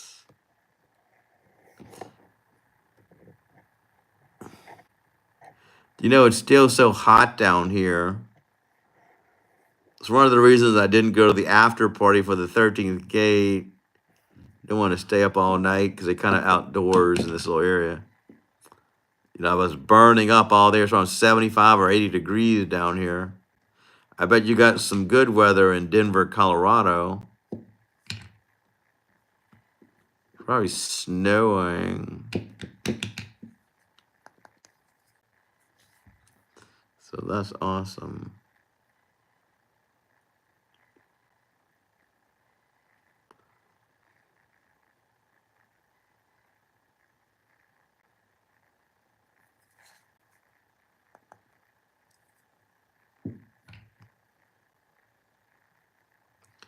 Oh, it's still quite hot there.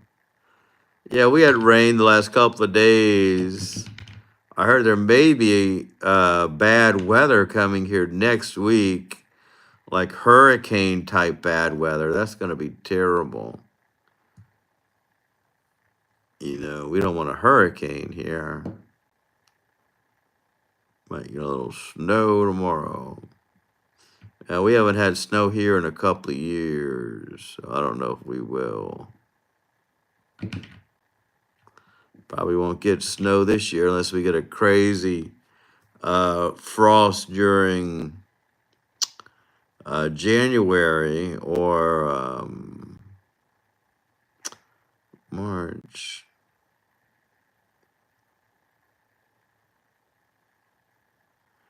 Yeah, I pray not. I follow this YouTube channel that monitors the weather. I don't know if they're just doing that clickbait stuff, but they say, "Oh, it could be terrible." Next Wednesday, it looks like it's heading straight for Louisiana. We'll see.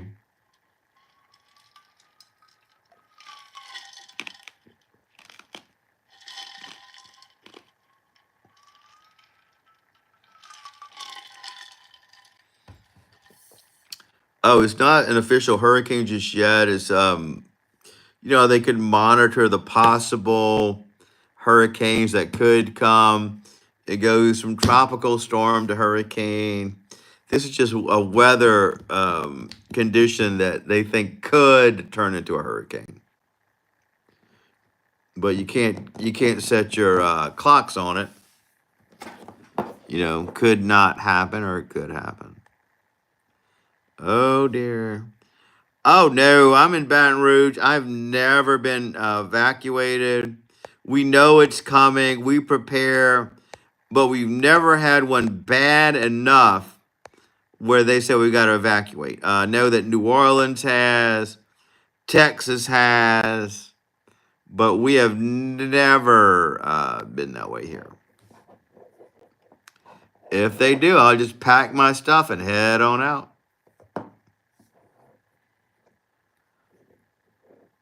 We've never been evacuated. I don't know if anything will come that severe to Baton Rouge where we're going to have to be evacuated. That'd be pretty crazy. Yeah, never, never, never. I'm around 45 to an hour away from New Orleans, depending on where you go.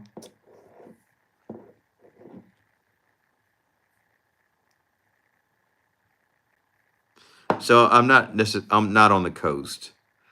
I think only on the coast people are going to have to be evacuated.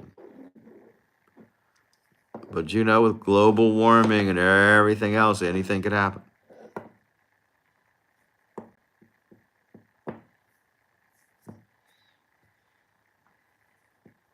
Everybody's got something to worry about no matter what location you're in. California has earthquakes. We've got hurricanes. I know even New York has hurricanes. Oh yeah, it takes me around an hour to get to New Orleans. I used to make that commute all the time when I worked in the film industry. I would have to go all the way there to New Orleans, there and back twice a day. Ah, you got tornadoes over there in Colorado. Cool.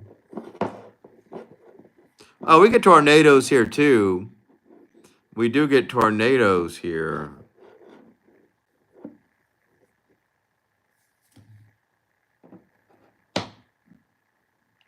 In summer, yeah. I think hurricane season is going to end in November at one point.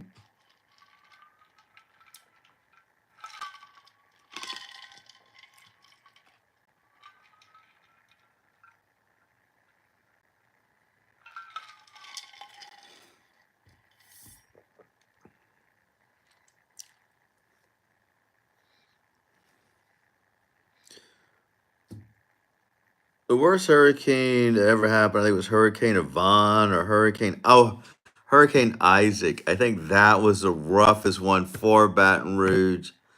I was without electricity for several weeks. It was crazy back then. I think that was before my YouTube channel, before I documented things. If I was, it would have made a great video, but I was with electricity. Really tore up a lot of Baton Rouge areas and businesses. The last big event I had was a freeze. We had a big freeze several years ago. It was 20 degrees for a week or something like that, and I was without electricity. It was rough. Several weeks. Oh my gosh. Oh yeah, it was pretty rough. It was a rough time. I would go to my job. I was managing a call center at that point.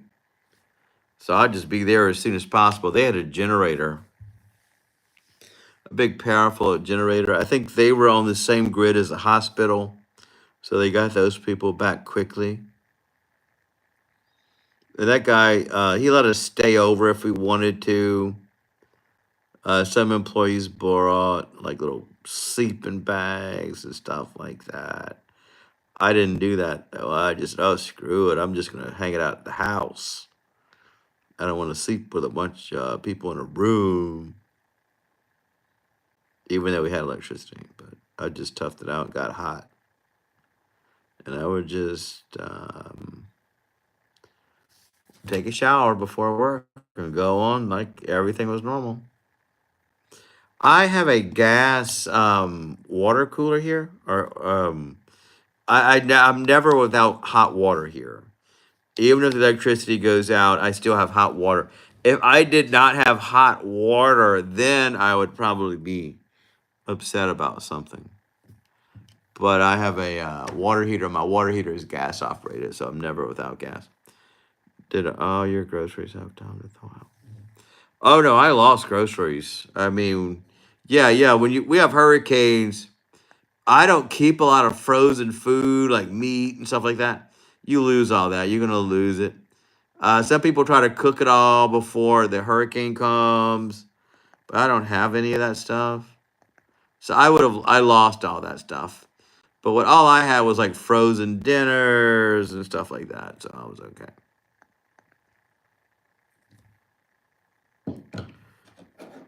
I do not keep a lot of frozen food. My parents, we had 2 freezers. We were from down south. They had the normal refrigerator, and then they had a whole extra freezer for just meat. And that's kind of how people are in Louisiana, but I'm not like that. I'm just a single guy living by myself, and I do not have any of that stuff.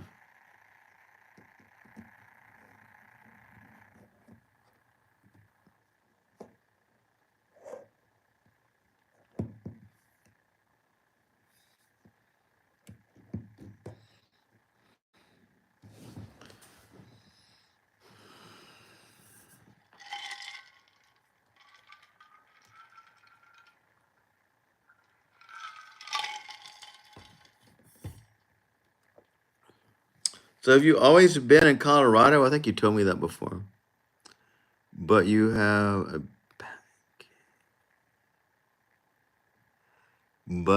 a bat cave. No, I don't have a bat cave. My whole house is a bat cave. I have bat rooms. I have this whole huge house.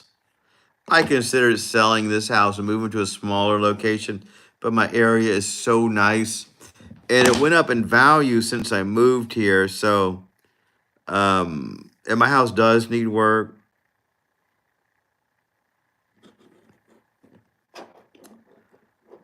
Like I live alone, so everything's my bat cave. Like the room I'm in now is really nice, but I rarely use it. I just change clothes in here. I have a little tiny TV room. I have a formal living room, which is nice. I was actually born in Sioux City, Iowa. Became Cairo. Age of 2. Okay, so you probably have a Colorado accent. In 1975. There you go. So you probably have a Colorado accent. I don't know how Colorado people talk, but I bet it's nice. A lot of women here, they have this old Cajun accent. I find it kind of hideous. Like it's always so loud, like like it's got a hee haw type of sound to it. I find it so unattractive.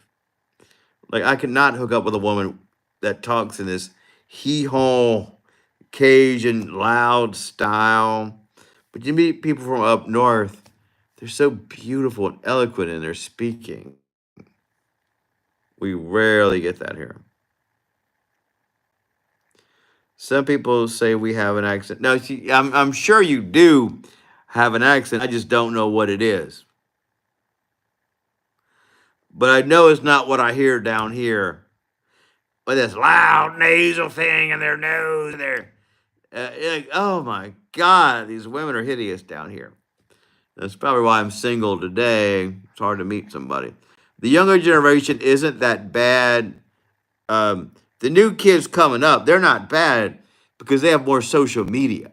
They see more people on Instagram and they know how to talk and they talk like them. But women my age, or at least 10 years older, they're all hee haw, hee haw, hee haw, like a donkey. Oh, gee whiz. I can't deal with that. I just can't deal with it.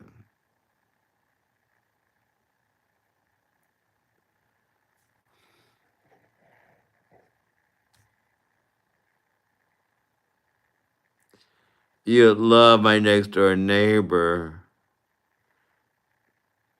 Tigresa. She's from Virginia. She has a loud Southern accent. I mean, I don't hate it. I just wouldn't date it. I don't want to hear it every day. I enjoy those women entertaining. They're very entertaining, but you don't want to hear it every day. And Virginia's got a drawl about it. Virginia, I've heard a Virginia accent. It's not Southern accents that I hate. It's just the loud accents of Louisiana. I can't duplicate it, but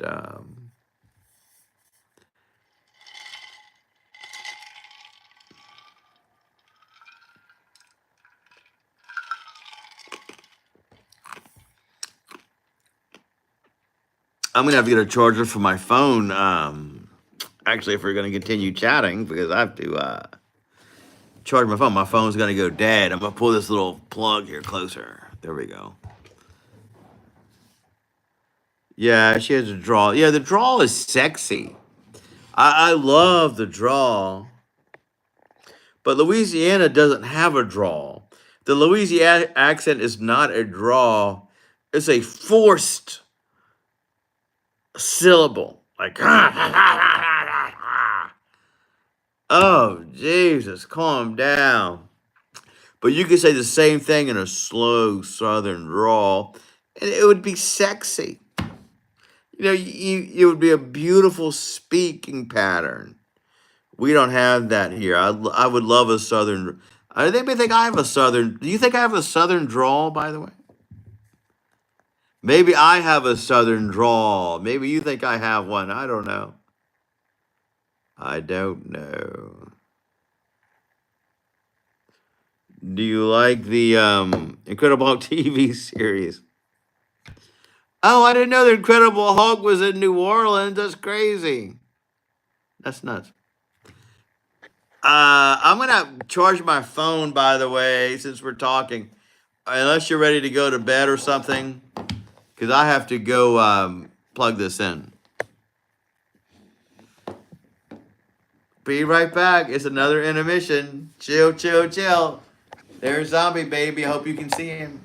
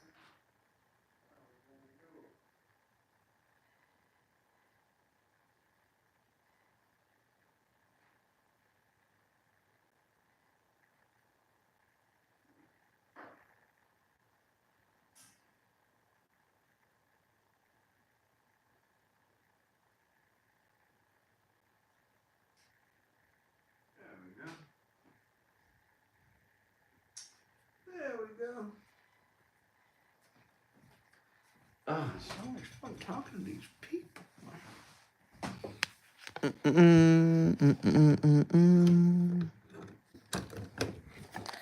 We're almost back, guys. Don't you worry. If you're still here, fine. If you're not, we're going to be okay too.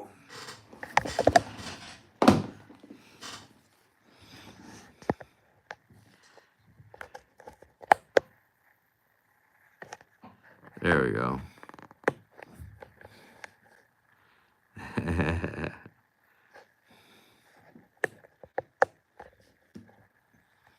Yeah, thanks for taking care of the zombie baby. But I was gone. He didn't get into any trouble. That is beautiful. We love it. Yeah, I'm glad he would calm down. He's been so relaxed. He's been in a bad mood. He really wanted those 2,000 subscribers. I knew he wasn't going to get them. I knew that was a lofty goal, but met some great people, though, didn't we? Had a good time out here. And that's the most important thing. That's the most important thing.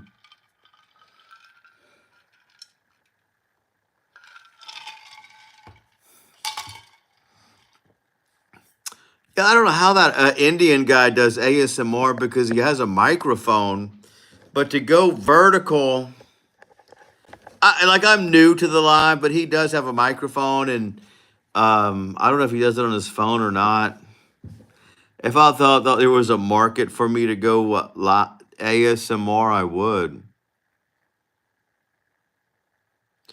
Yeah, I mean, I knew Sunday. I guess people aren't on doing this on Sunday. Not my channel anyway. Where are they all at? Why are they on my channel? Why are they on everybody else's? I don't even know if YouTube is putting my channel out there for other people to look at.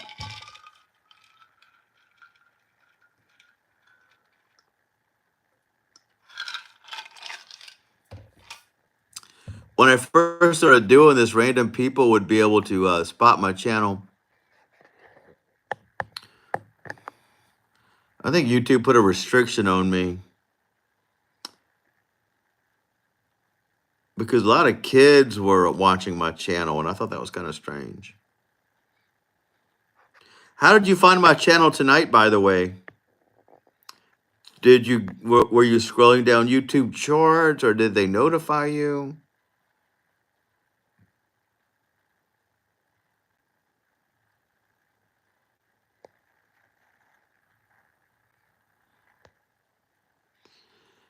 It's like they're only showing my channel to people who already subscribed to me, but before they were showing it to people who had not subscribed, and I was meeting a bunch of new people, but they don't come on anymore.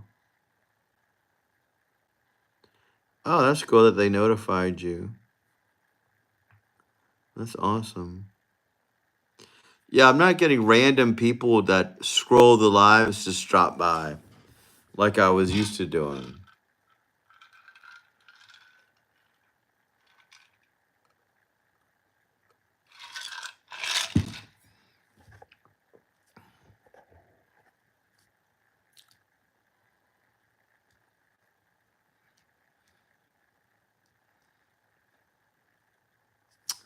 But like I say, I'm still kind of figuring out the lives and how it works.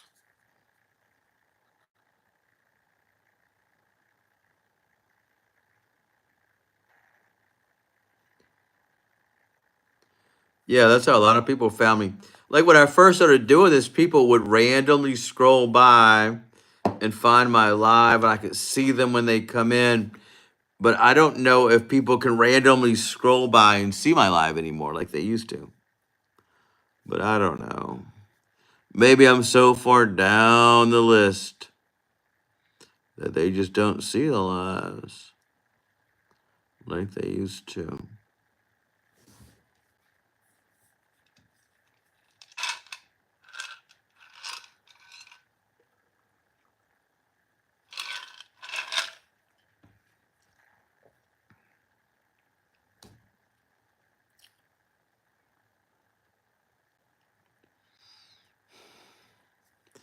Or maybe they stop by, but they don't talk.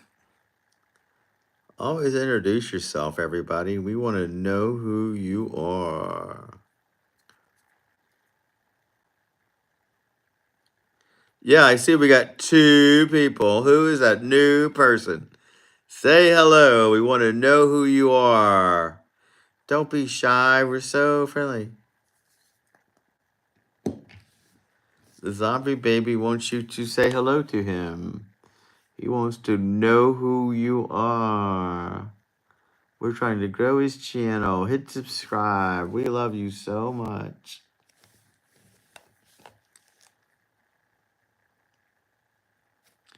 Some people are shy. They'll never talk. They'll never talk to us. Why do they watch but don't talk? That's so rude.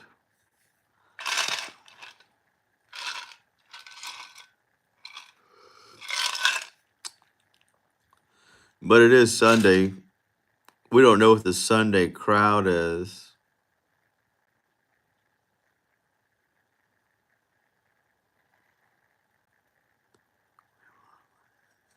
Yeah, it's so much fun. I met people from around the world. It's been a fun thing. I may come back tomorrow. I might come back earlier tomorrow, like 7 or 6:30. We did come on late tonight, so that's kind of different. So we'll see how it goes.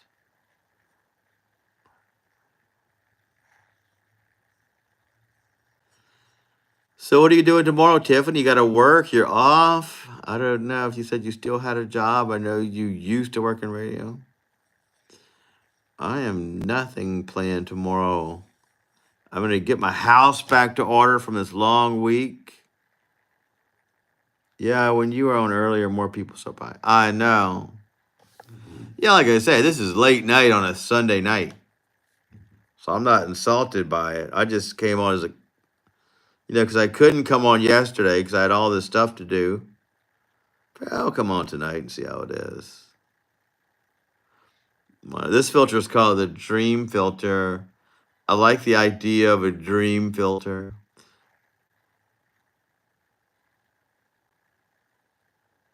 Yeah, I gotta do laundry, clean up my house. I may come on earlier, like 6 Central Time for kicks. Why not?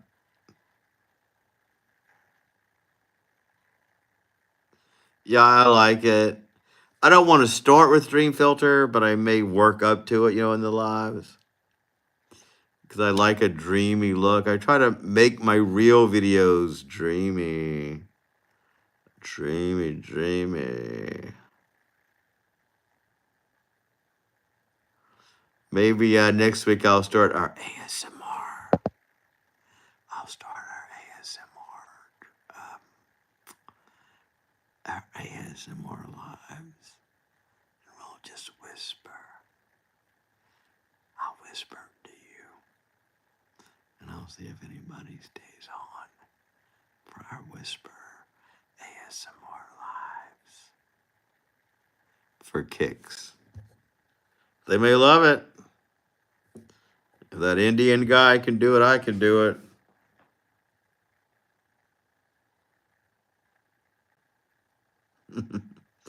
I know, I seriously started ASMR channel. My old camera could not do, I wasn't able to hook up a microphone to it. My new camera, I can. I'm probably going to sell my old camera on Marketplace.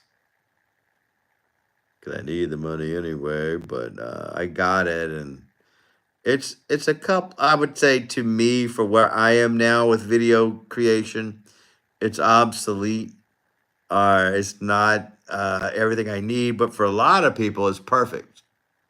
It's still worth $300, so I'm going to try to sell it before it gets too old.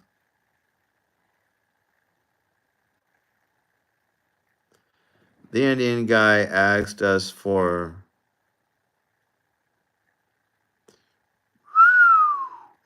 the Indian guy asked us for $150 $100 the other day Oh, those Indians they're not shy about asking for money now. Yeah, that's too much. Who is he? I don't think any of my fathers would pay me a dime. How did he ask you? Did he ask you in ASMR talk? Did he ask you as he was talking in ASMR? I want you to. I need all of you to send me $1,500 in cash in unmarked bills. $150. That's 150.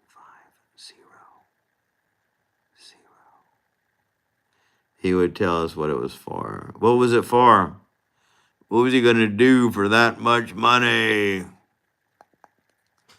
What would he do for $1,500? Or what would you do for that much money?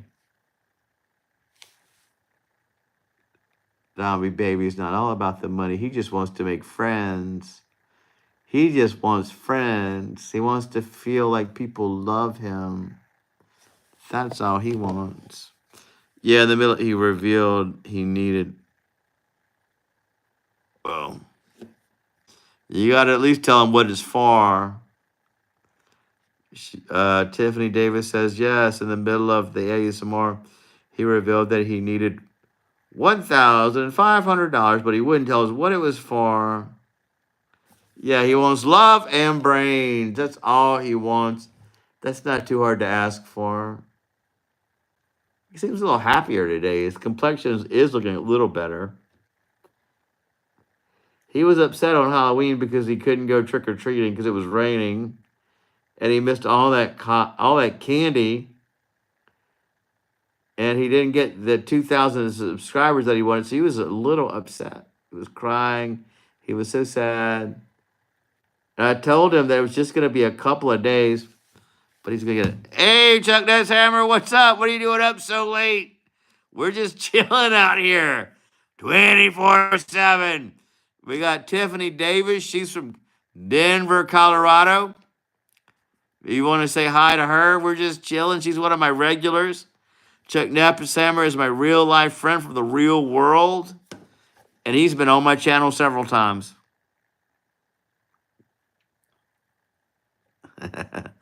His teeth are right. They're whiter than mine, really. Yeah, he's got those pearly whites. I wish people would subscribe to him. We're just chilling, Chuck. It was a Sunday night chat. And I'm just hanging out here.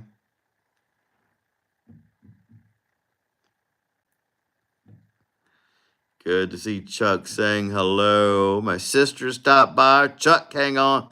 See, that's what I'm thinking, Tiffany. A lot of my people that see these chats, they're actually already friends. But for a while, random people would come by, and they were. I was talking about you earlier, Chuck. I was telling Tiffany that a friend of mine plays Santa, and I may take the zombie baby for a Christmas picture.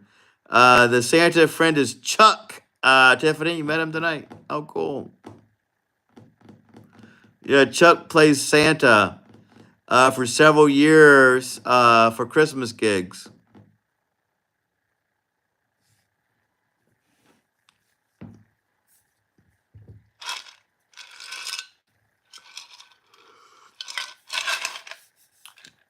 Never knew who's going to stop by our chats.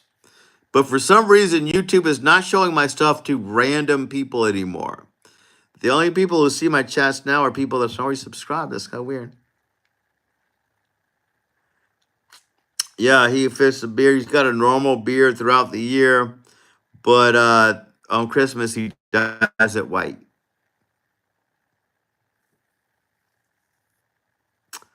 And he makes a very beautiful Santa. He's got the outfit with the glasses. Pretty cool.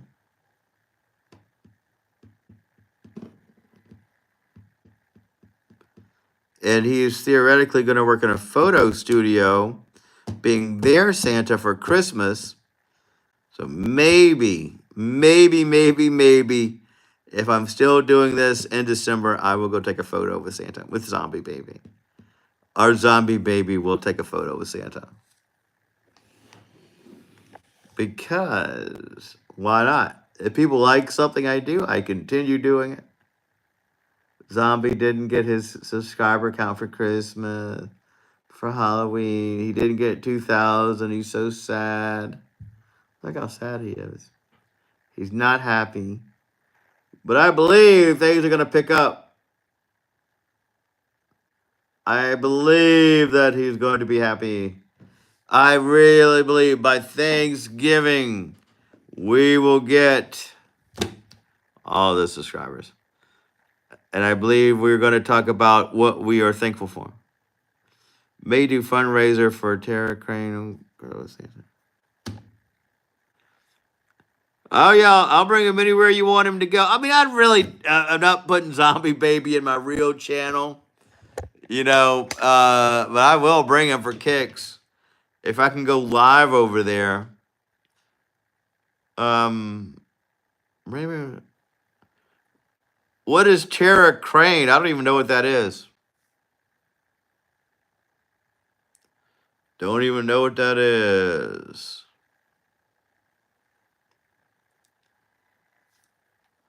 But I'll bring him.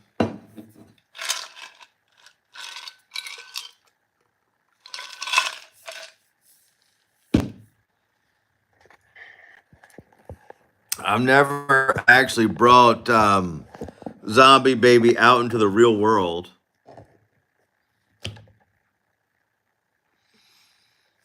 But why not? If people love him, let's see more of him.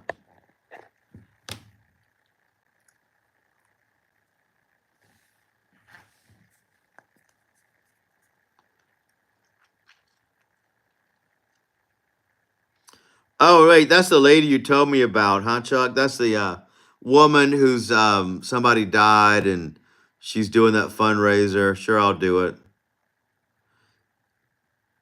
Yeah, I remember now. I know what you're talking about.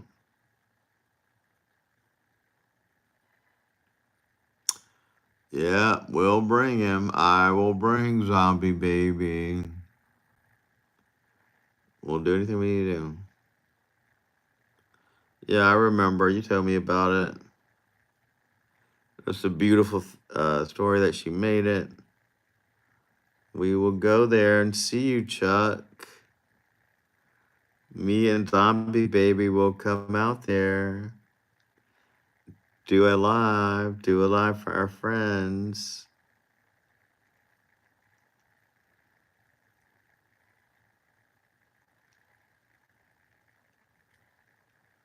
Do a live. So you worked in the film. I did background work. I did a couple of voiceovers for certain things. I did a couple of PA gigs. And sometimes I got lucky and got a line in a movie. Chuck did as well. That's how I met Chuck. She's family to my bike night crew. Oh, there you go. Chuck's a biker, by the way, Tiffany. He has a channel of his own called Chuck Netzhammer. He does more controversial stuff than I do. Probably not as family friendly.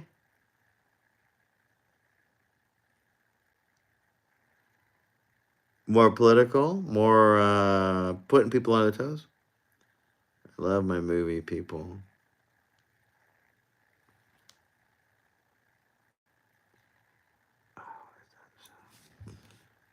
Yeah, Chuck Netzhammer, he did a video that was so popular, he ended up on Fox News. He went to Walmart and he had them make an ISIS cake during that point in the history of America. And he has a little tiny motorcycle that he rides cross country. If you like motorcycle guys, Chuck's your man. Yeah, Angry Boomer. I don't know if he's home. I can't remember how he met Angry Boomer. Maybe Instagram, but Chuck Netzhammer, you can find his channel easy. You could do a YouTube search for Chuck Netzhammer right now. His channel would come up, no doubt about it.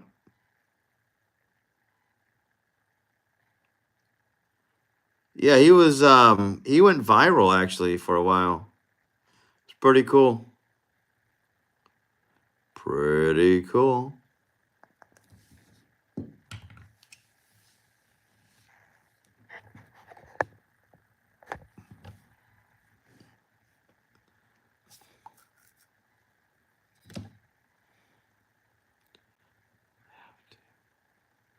Yeah, it's pretty cool. Chuck, we should do a video about Peanut the squirrel. Are you familiar with Peanut the squirrel? That's a topic that I'm pretty familiar with. I would love to do a video about that. And it's controversial enough for your channel. Yeah, it was on international news for 2 weeks. It's crazy.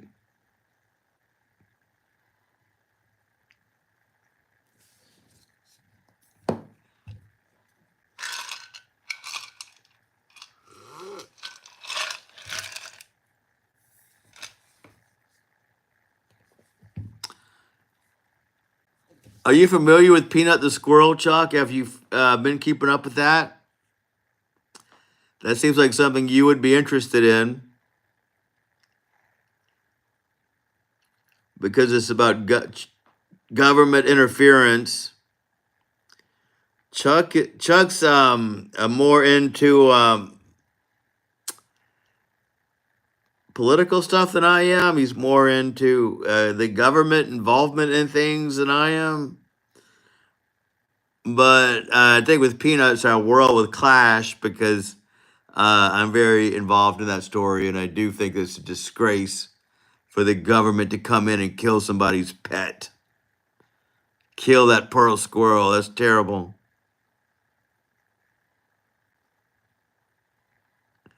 I know, right? Kill the squirrel.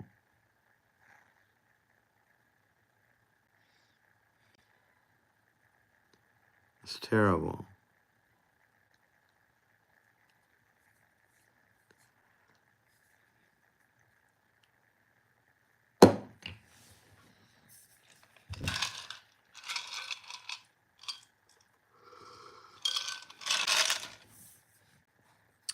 Worked for some Louisiana Supreme Clerks Court for 20 years. That's a political stunt.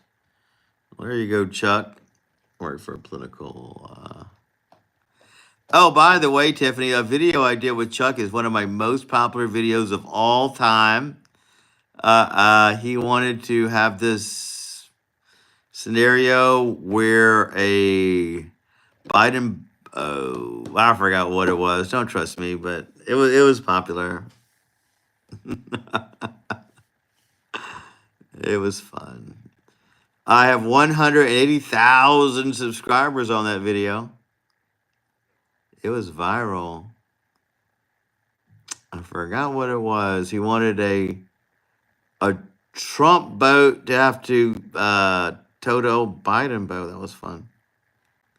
Yeah, Biden bomb videos. You can go to my channel.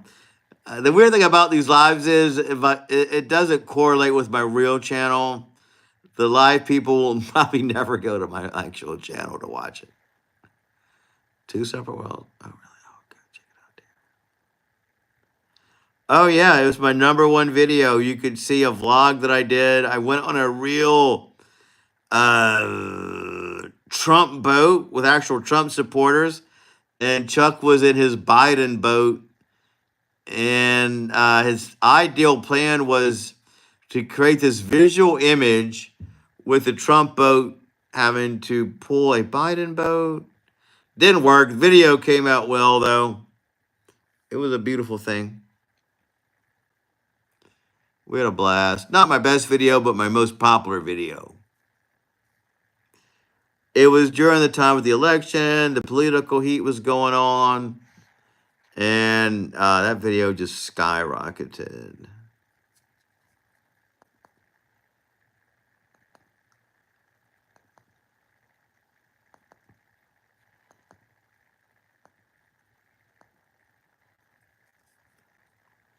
Fun times. It was fun times. Oh, that's good if it's right up your alley. That's beautiful. Yeah, I got to go on a real yacht. They had catered food, and you could tell those people were the upper crust. I do very well with the upper crust crowd. It was a lot of fun. Sounds right up my alley. It was a lot of. It was so cool.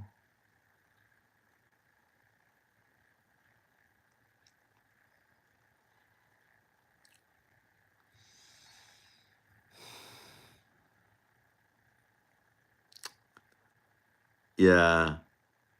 I don't know. It was a mini yacht. It was more of the type of ships that would be on below deck. I mean, it wasn't a cruise ship. Yeah, I guess it was a yacht. You're right. It was called a yacht because it was kind of small. It had a couple of rooms, a couple of stories. It was a catered event over there. It was crazy. And Chuck just smooth talked me getting on there. I don't know how he did it. And they thought I was a real videographer, which I am, but I wasn't, at that point.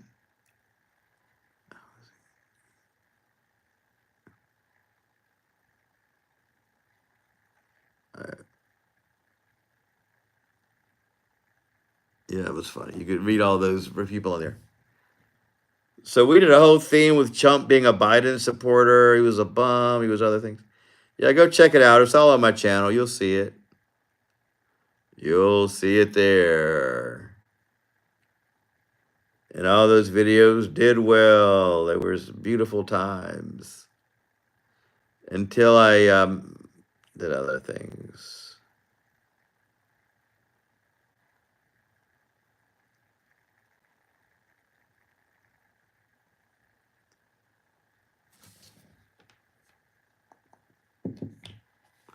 Did you vote early, Tiffany, or are you going to vote on Tuesday?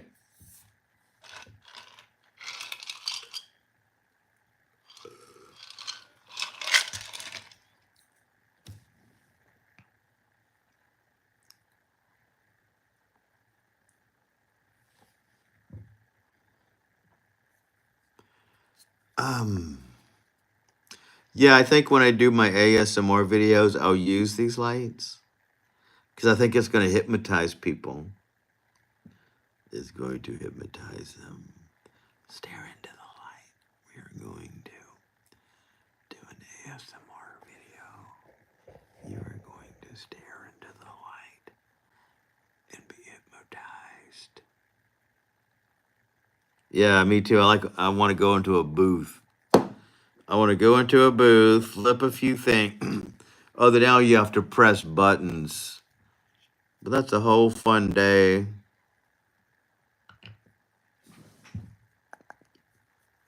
You're going to hit the subscribe button. You're totally hypnotized by my channel. Stare into the light. You can achieve your dreams. The girl you like will call you. You're going to get that promotion. The gentleman you like will ask you out on a date. You will achieve your dreams. Your world will completely change. All you have to do is change. Are you serious? Did we talk about that before? Because a lot of people at my job, this young lady that I work with, she loves the Terrifier. And she was talking about that. She can't wait to see the Terrifier 3. And I was on Tubi the other day and I saw the Terrifier. But I know that it's a gruesome movie, and I'm not really in the mood for a gruesome movie. I don't love the gruesome thing. I need to watch it because people I work with watch it, and that's a thing.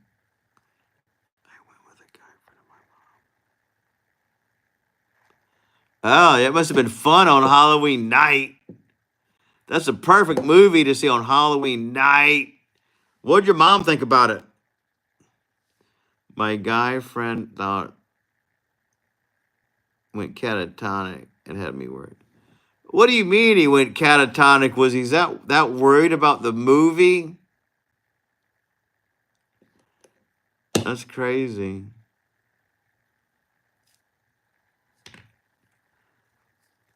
Was he catatonic because of the movie? Because it was gruesome? Like I saw Hostel, and I thought that was a little much. You know, like the Hostel was so gruesome.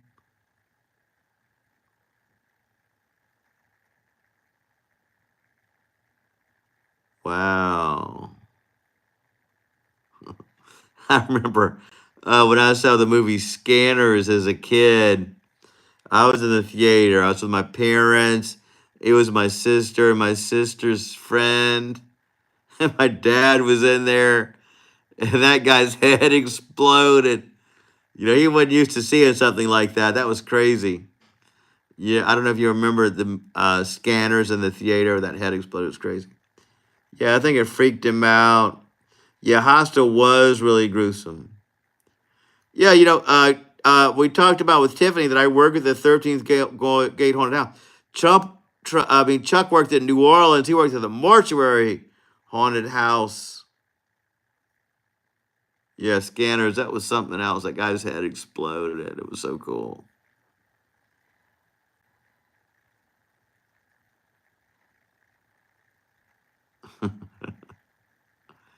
Scanners.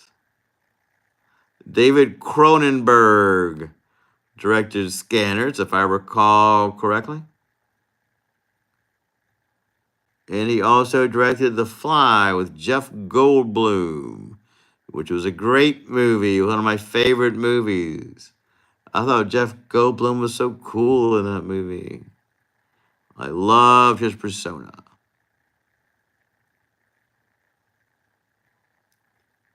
Scanners was an okay movie, but that guy's head exploding was just the most shocking thing because I did not see that coming.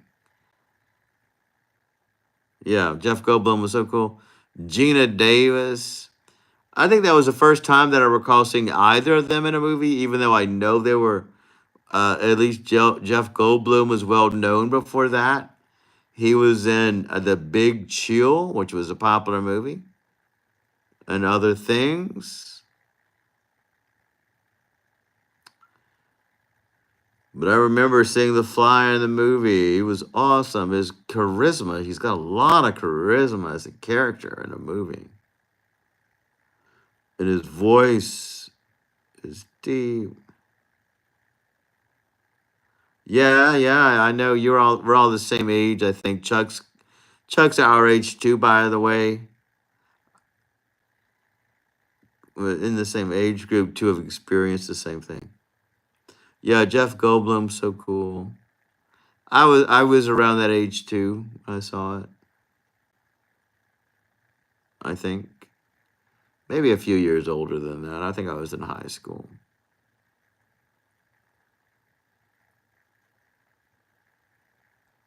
So that's pretty cool.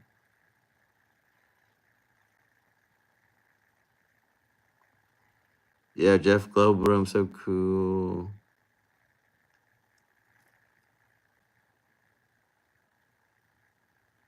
Yeah, he's a few years older than me.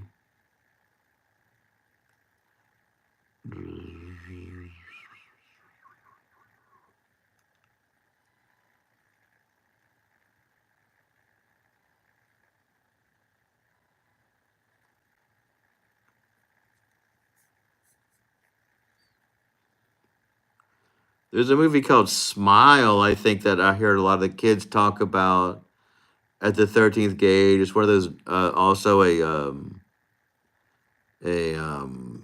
gruesome type movie. Or Smile 2. I need to watch Terrifier 1. It's on Tubi. I'll sit down and watch it one day. For sure. I will definitely check it out.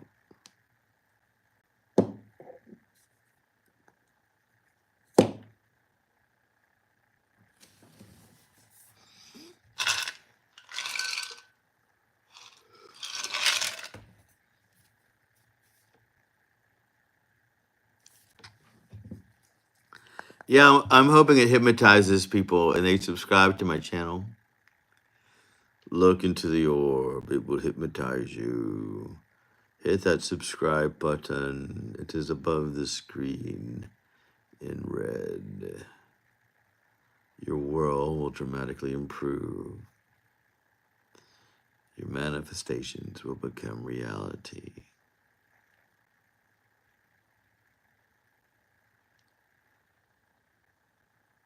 We got a visitor, somebody new on the channel. Please say hello, new person. We love meeting new people around here. Yeah, the light brings them in. It draws them like moths to a fly. You'll get that promotion. All you have to do is hit that subscribe button. You'll get an A in your class. The girl you like will call you. The gentleman you're interested in will ask you out on a date. You'll get the raise. You'll get the promotion. All you have to do is click that one button on the top of your screen. It's a subscribe button in red and white letters.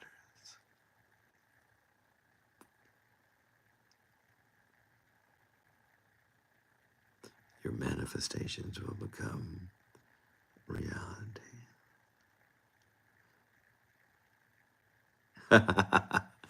Nah, we're not all ASMR. I throw it in every now and then to keep us on our toes, keep it interesting.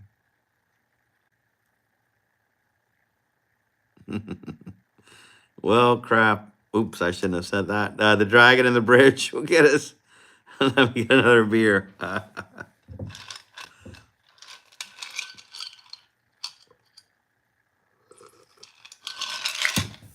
Yeah, I have to get a refill myself soon.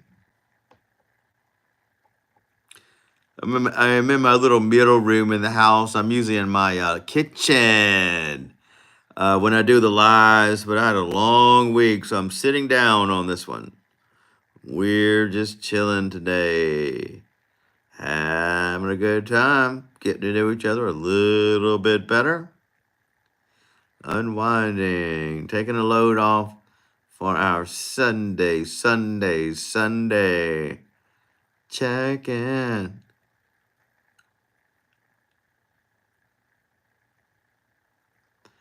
Yeah, I mean, the kitchen's fun. I think it looks better for some reason, just the angle of it. But I have to stand up the whole time. I thought these lives were just going to be an hour, like an hour of talking and carrying on. But the way it works out, we're just sitting here chilling. So, what's ASMR? Tiffany, can you explain to Chuck what ASMR is? We're having another intermission. You guys hang out with the zombie baby for a bit. I'll be right back. Do your best, Tiffany. Where is he? I'll be right back, guys.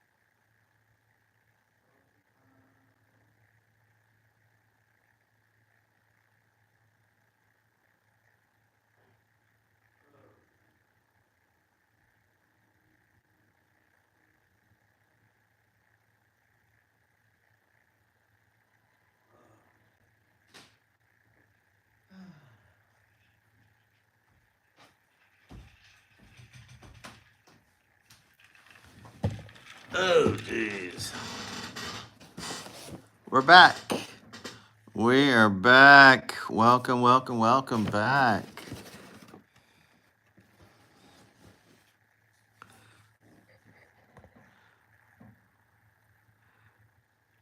Yeah, I'm going to check out your favorite ASMR channel. I definitely want to see that. I know. He fell asleep. So relaxed. I'll have to do that every night for him. Oh, yeah, I got to check out that Russian lady. I love the Russian women. Maybe the zombie baby will learn to speak Russian when he talks. One day he's going to say his very first word. He loves those brains. That's his favorite thing. Look at that smile. He's so happy. He's so happy. Yeah, I'm going to definitely check her out. I got to remember that name. The weird thing about these lives is the chat is going to disappear in the replay. So if you said the name, I'm going to find it. The best ones are Russian ladies. I would love to listen to a Russian lady every single night to help me relax.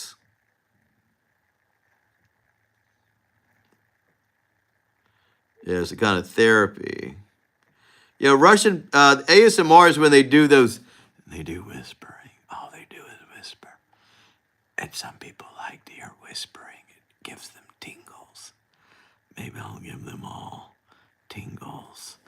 And they do little taps on things. They do little taps, tappy tap taps.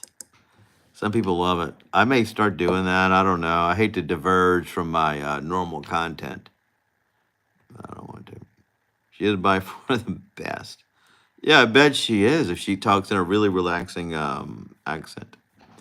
I'd have to get my microphone hooked up to the phone because then I could tap on the microphone. They like to tap on the microphone. I'll take the thing off. Tappy tap tap. Tappy tap tap. But I have to figure all that out. Gotta figure it out. Figure out how to do it. How to connect the microphone without draining the battery. I only use that when I do voiceovers for my YouTube videos, and works out well.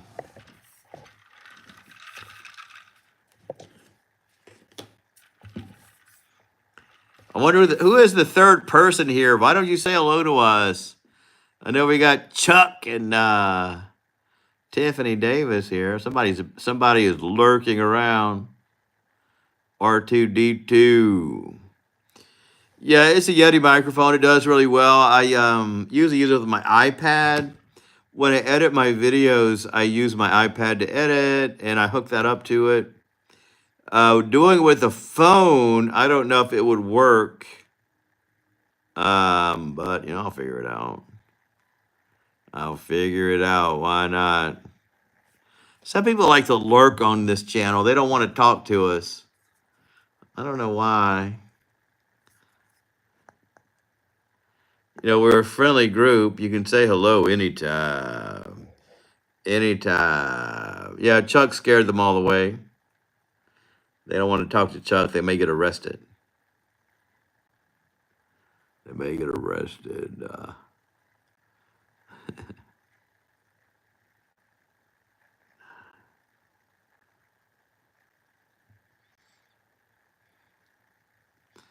So, by the way, Chuck, my 13th gate experience is over. This last night was my last night. Today I just chilled and recuperated. I relaxed. I'm still kind of tired and drained, but now that November's starting, my world should get back to normal. Maybe I'll go make more videos in the real world and not the live things. And I have another video from the hotel I'm trying to edit. I'll probably do that tomorrow, post it soon. And Chuck, the police does not like Chuck and his videos. By the way, Tiffany, you should subscribe to Chuck's channel as well. It's easy to find. Do a search for Chuck Netzhammer. His channel will probably come right up.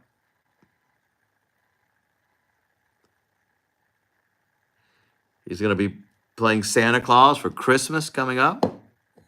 Got a great gig working at a photography studio as Santa.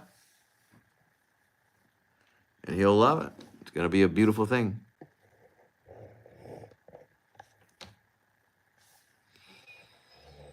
And I'll be starting a new job soon, working at Magnolia Mound Plantation. We'll see how that goes. Hopefully well.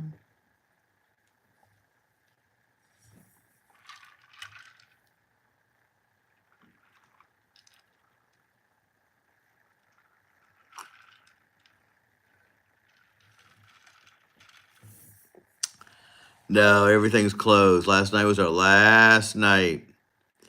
We had a blast. I worked all night, went to the after party later at the Brickyard, a restaurant right by the area. They all stayed up later. They stayed up till the sun came up. I didn't do that because I was worn out. I did not want to party anymore with those people. I was over it.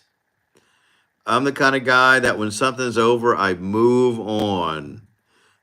Just like when I produce a video, after that's done, I go on to the next one. Whoa. I go on to the next one. I move on. October's over. We're proceeding to November, a month of giving thanks. Will I continue to do live videos on a daily basis? I don't know if I will or not. I may choose one day to go live. I don't know which day yet. Yeah, I want to get one of those sound box machines that the ghost hunters use and start doing that. Yeah, if I really do ASMR, I would. I do have some things in my house that I could use, but I don't know if I'm going full on ASMR. If people start liking my ASMR videos, I will definitely do ASMR. I'd have to get my microphone set up so you could hear it a little better, but I don't think it works well with the camera microphone. I don't think ASMR can work very well with a camera microphone. I don't know how I would do it, but I'd figure it out. If you want to see it, Tiffany, I will do an ASMR video. Oh, yes, they really work with the spirit process. Darren, you ain't too bad at ASMR. Yeah, I know I can pull it off. I can do the voices. It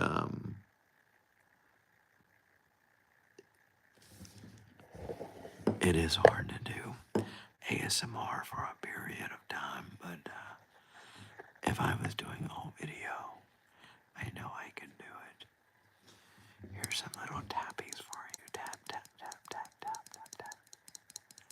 If that Indian guy could do it, I could do it, you know. I don't know if I can compete with a Russian lady, but I'll check it out. There was a Russian woman who was a regular on my videos. Her name was Svetlana. It was a friend of mine, people from my church, and they loved it. I did it. Bubble time, guys. It's bubble time.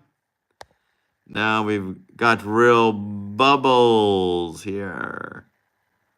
It's not my favorite thing, but we'll do a little bubble, bubble, bubble for us. Keep it exciting. Keep it exciting. Why not?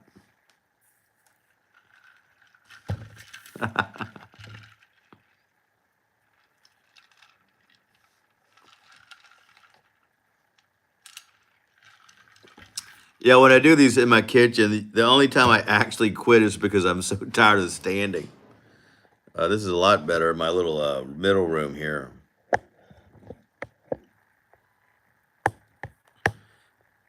Oh yeah, we're gonna do if we still get views doing this, the zombie baby will definitely I hope he's still here by Christmas time.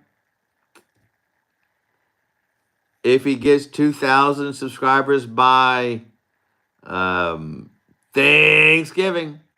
Thanksgiving is not the baby's favorite holiday. He doesn't like eating turkey. He doesn't like cranberry sauce. He does not like cornbread dressing. He loves brains and he loves candy. That's why Halloween's his favorite holiday. But it's November. He does like giving thanks. Because everybody should give thanks to for life. I'm thankful that I got a new job coming up in November, hopefully at the Magnolia Mountain Plantation. Yeah, he's got the best teeth. Yeah, cranberry does look like brains. Yeah, he loves the color of cranberry sauce. He just doesn't like to eat it.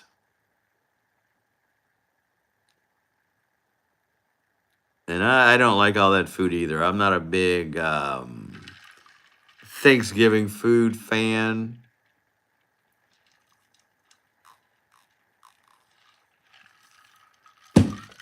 I'll probably go to one of my aunt's house during Thanksgiving. May go live over there. Why not? Got to see what the world holds by the end of November. We don't know. I bet he ate. Yeah, he doesn't like celery too much. Do you know celery has releases pheromones in men? It makes them more attractive. If a man eats celery, it affects his pheromones, and women are mostly attracted to a gentleman who eats celery. Casanova, who was a famous seductress, used to eat a stick of celery every single day because it affects the way his pheromones work. And I did try that for a month, and it really worked. Cemetery visit with Santa and Zombie Baby. Yeah, we'll do it, Chuck. Don't worry. If we're still doing all this by December, sure, I'll come out there. Zombie Baby will be out there for Christmas and get a picture with Santa. I'll post it on my community tab. Yep, celery does that. Yeah, he ate a stick of celery every single day. And I bought celery, I buy things theoretically when I think, oh, I'm going to eat healthy. So I bought a bag of celery. All it did was go bad in my refrigerator. Even though I had it, I never thought, I'm hungry, I'm going to eat a stick of celery. It just didn't work out. It's kind of how bananas are. Like, I'll buy bananas. All they do is go bad on my counter. I'll buy apples. Oh, I'm going to eat an apple every day. It's good for your skin. Apples are great for your skin. Even though I have great skin, I am getting some little spots. Apples are supposed to cure those, but they don't. I have a juicer. Oh, you have a juicer? That's so cool. I have a Ninja blender and I do a little smoothie every day.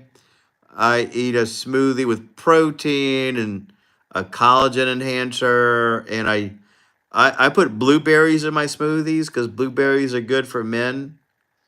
They're good for your sexual prowess. So I eat blueberries every day. Seems to work. Thanks, Tiffany. Appreciate that. Yeah, it's probably because of the smoothies and the collagen stuff.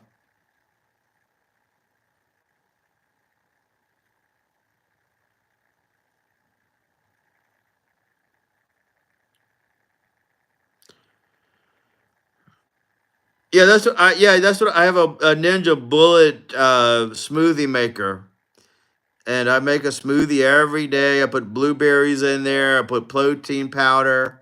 Sometimes I have some collagen powder to help out your collagen, to help out your skin and hair. And I don't eat well. I'm not a big, I don't eat healthy. I eat a lot of quick food, but I do include a smoothie in my diet to, stay healthy. Is it the best thing to do? I don't know. Working for me. I'm 50 something years old, and I see other 50 something year old people, and I'm thinking, geez, what happened to you? What happened to you? Yeah, who is that lurker? I know I have one lurker on the channel who remains to be private. I respect it. This is Wild Bill Hickok. I don't think it's him. He would have said something by now. Maybe I'll try to put that celery in my smoothie as well. I don't know.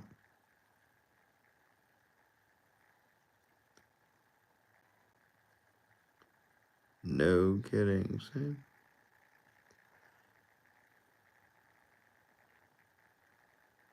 Us, the other 50 something, they look like my parents. Yeah, I know what you mean. Yeah, I know what you mean. And a lot of the women I date, they're or at least 30 years younger than me. They're like in their 30s. And people think that's inappropriate, but I relate to that age group better. When I meet women who are my age, who are in their 50s and they've got kids and grandkids, and I'm out here doing lives on YouTube talking to you guys. And they're like, what do you do? What do you do besides YouTube? And they don't realize my YouTube channel is that I'm traveling to festivals and I tour things. That's the full-time job.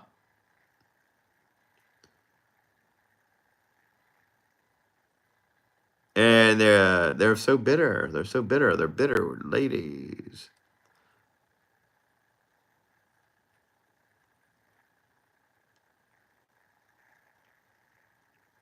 Oh, I am the same. Very cannot relate to people my age.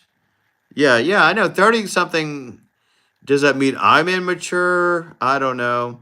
But I didn't have the same life. I believe having kids. Do you have kids, Tiffany, by the way? I never asked you if you have children. I do believe having children ages you. It just changes you in a way. I think it releases hormones in your body that if you don't have children, you don't get that hormone release. No children. That's why you're so youthful and entertaining for us. Yeah, I can see. You probably would not.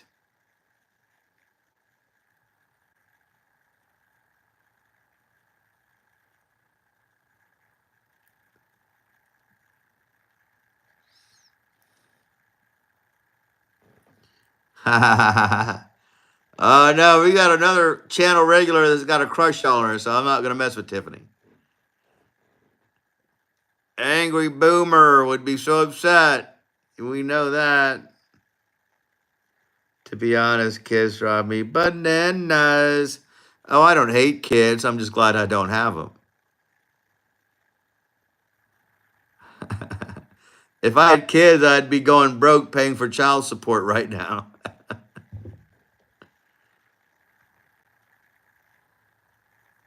You know what you know what I mean. You know what I mean.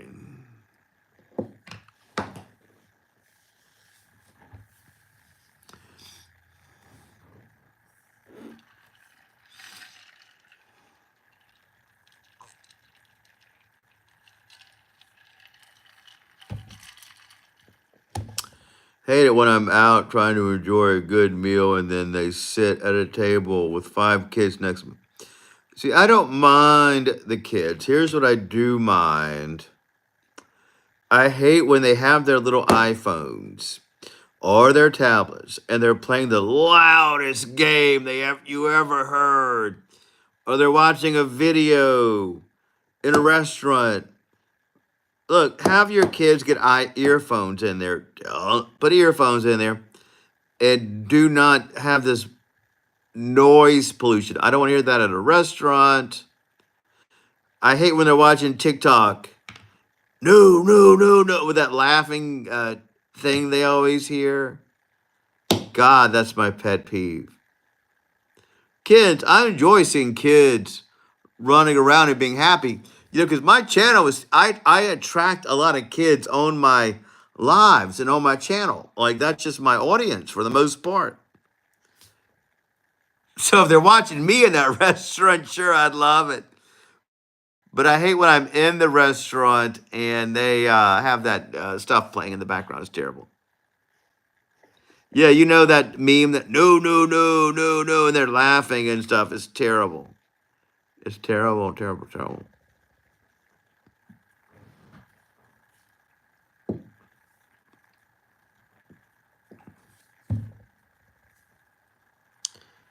I like it when kids are loud at the park, but not as spicy at a restaurant. Yeah, loud at the park.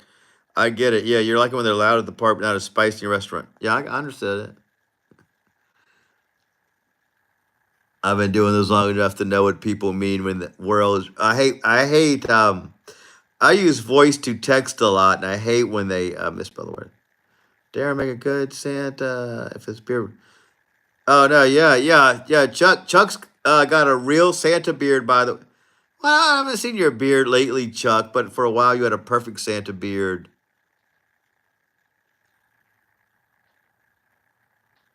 I may dye my beard and hair gray for. I was gonna shave my beard now that the 13th gate's over. I grow it out for my character there, but I'm probably gonna shave it off. There's no reason looking this old for having a beard. Like my skin's great, but the beard turned gray.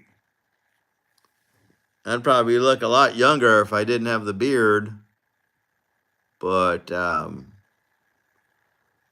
I notice when I shave my beard, I'm invisible when I go to places.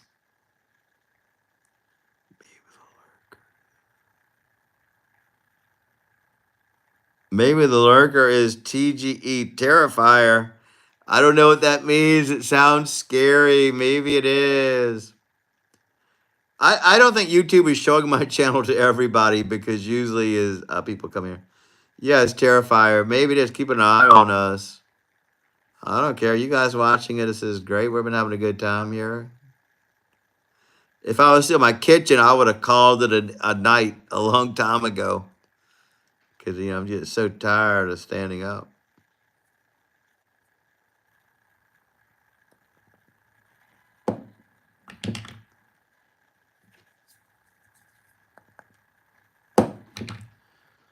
Yeah, I got to watch the first Terrifier. I know. I get it. Because I work in a horror industry for the most part.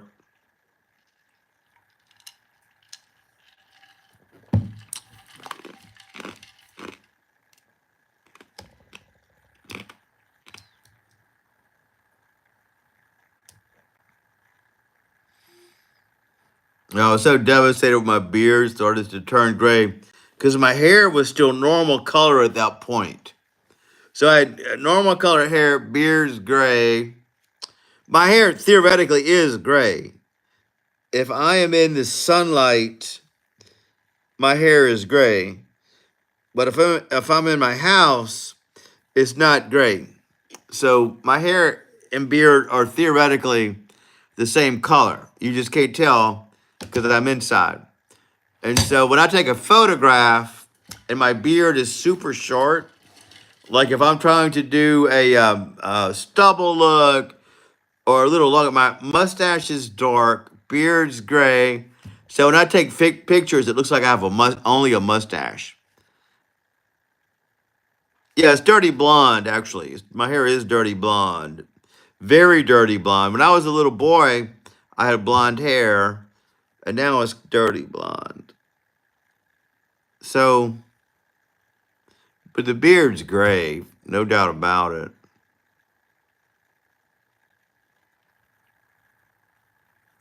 But when I'm in the sunlight, it's all gray. It's just different. If I'm taking a picture outdoors, I'm a gray-haired old man. But when I'm inside, for whatever reason, it's not gray. The beard gray though. So if I shave my beard super short, which is a look I love, like the stubble look, my mustache is darker than my beard. So it looks like I only have a mustache in certain lengths. And I don't want to be mustache guy. Yeah, I know I'm going to be Santa this Christmas. Don't worry. I'm going to bleach my hair. And I'd rather be an elf than Santa, but I think I'm too old to be an elf now. Even though I've got youth. Yeah, great. How are you? Oh, thank you, Tiffany. I appreciate that. I try to be as healthy as possible. Probably because of the smoothies.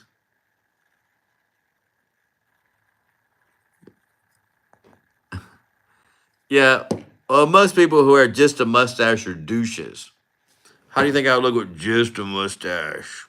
Look at me. I would look silly. I kind of wish my mustache would go to my beard color, but it doesn't. It's just a little darker. Nothing you can do about it. You can't decide how you're going to age. Can't decide about it. Nature decides. You could make certain decisions that affect it. See, my mustache is my hair color for the most part. In the sunlight, but beard's gray, and my hair is gray. You just can't see it. It just looks better in the daylight hour, in the indoor hours. I went out with one guy who had oh, how did that work? Was he a policeman? Tiffany says she went out with one guy who had a mustache. Tell us this story. We want to know. Chuck wants to know. I want to know. How was mustache guy?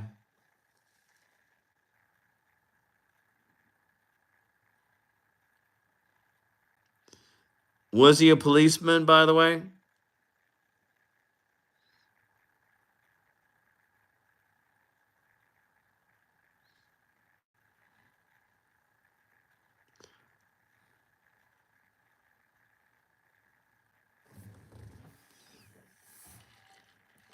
No, he was a CI.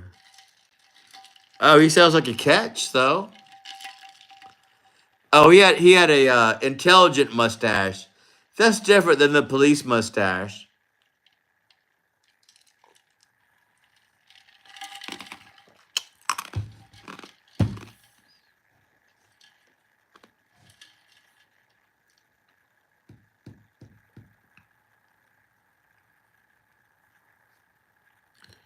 HR needs a call. Yeah, I'm glad I don't have to explain that to you. Sometimes I make comments like that and people don't get them. Like there's a difference between an intelligent mustache and a cop mustache.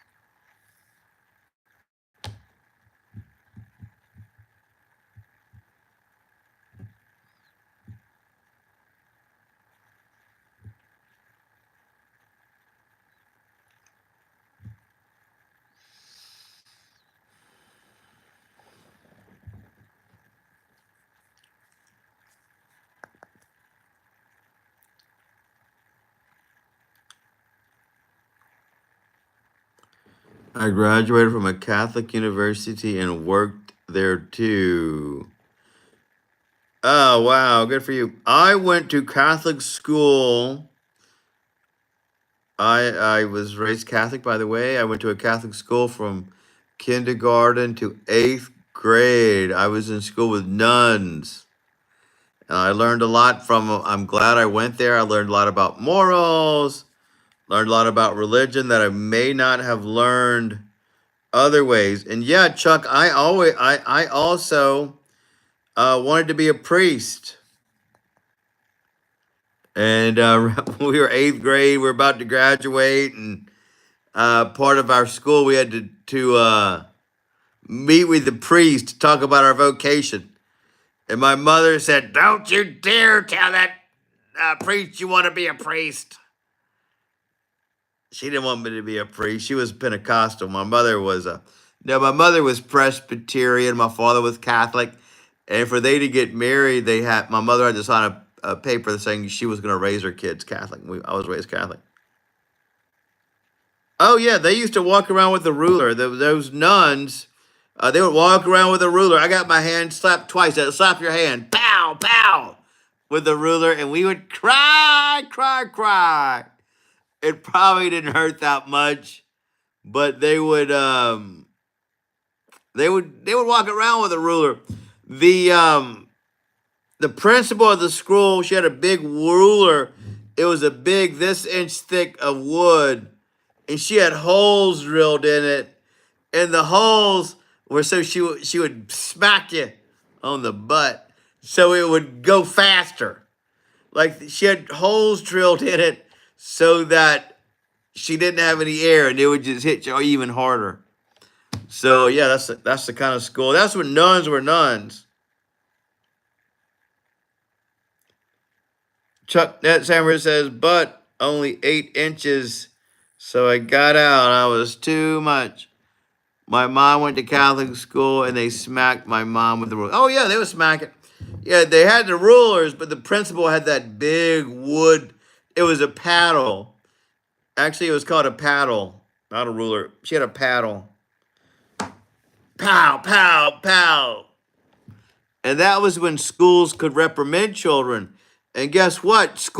That's when children knew how to act, though.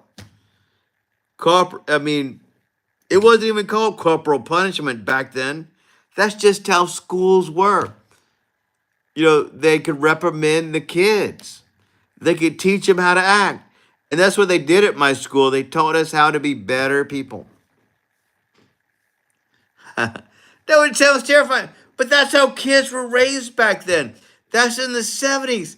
That's how kids learned how to act in society. See, now a teacher can't correct a kid. But back then, that's why they sent me to a Catholic school to be raised.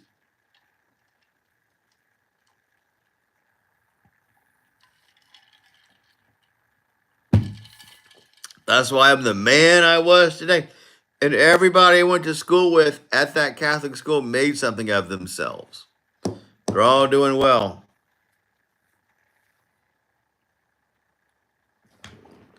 Oh no, they would get sued. Yeah, they would get sued now. You can't teach a kid. Now you got teachers who are scared of the children. See, but when I was a kid, you learned from kindergarten to eighth grade how to act. You were scared of your teachers. You knew they had authority. And now that they can't correct the younger generation, so when they go to high school, they're big, burly men. They're like 5 times bigger than the teachers, and they know nothing's going to happen to them. But back then, I had that teacher walking around with a big paddle, and we were scared of that paddle. We were terrified of it. Junior high boy at St. Louis used to beat my ass with a paddle. 1980. Yeah, you had a paddle. Did you go to Catholic school, Chuck? Are you Catholic, Chuck? I didn't know you were Catholic. Chuck and I are best friends. I don't even know what religion he is. I know he knows what religion I am, but he doesn't know what I am.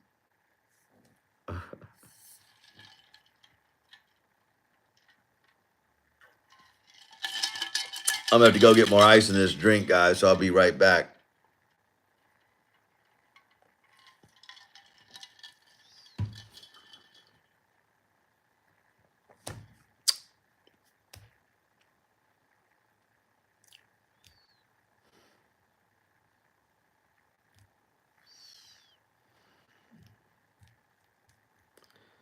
By the way, Tiffany, you can see Chuck in several videos on my channel. I even have a playlist called Chuck Netzhammer Playlist. Yeah, I'm not about to go yet, though. You can watch him. You can talk to him if you want to. Look how handsome he looks in this filter. That's how he's going to look at his school picture. His school pictures is going to be taken in a couple of weeks. I have to give him a new little outfit, little tie. He's going to look so handsome. I'll make that as his profile picture. Yeah, Chuck Netzhammer playlist. Did you know that, Chuck? I have a playlist on my channel called Chuck Netzhammer Playlist, where you can see all your greatest videos on my channel.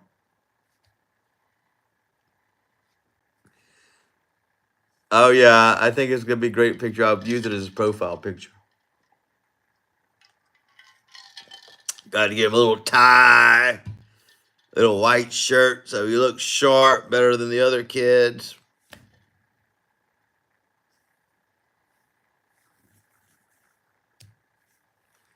Yeah, if you go to my channel page, you'll see it. It's been there for a while, actually. It's your best videos with me. It's actually called Chuck Netzhammer Collaborations, I think. Because I'm professional.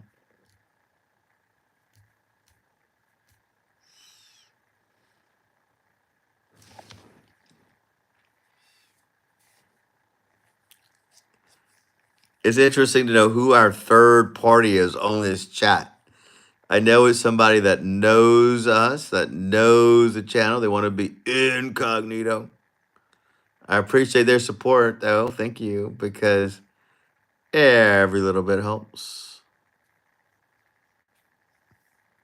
It may be one of my enemies.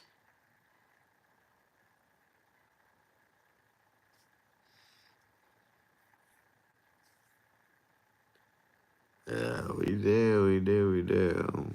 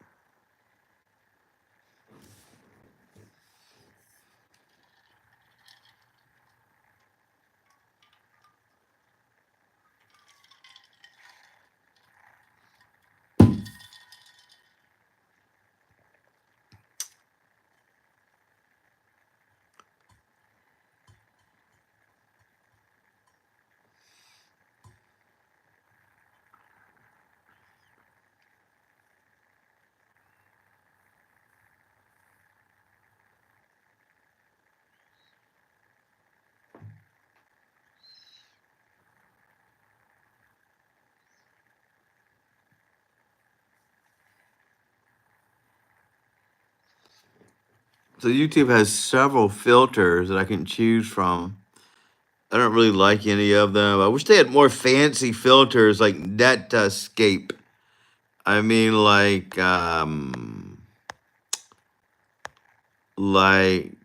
TikTok does. They want to compete with TikTok, but they don't. Look how movie like that does. Oh, that's hideous. Going back to the regular, guys. That is hideous. There we go. I pissed off the entire somebody PD fire department because of my investigative reporting.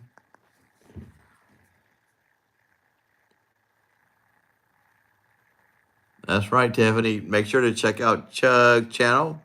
This channel is all about support, and we support each other. We follow everybody's channels. Anything that anybody wants me to support, we will support because we want them to do the same things for us.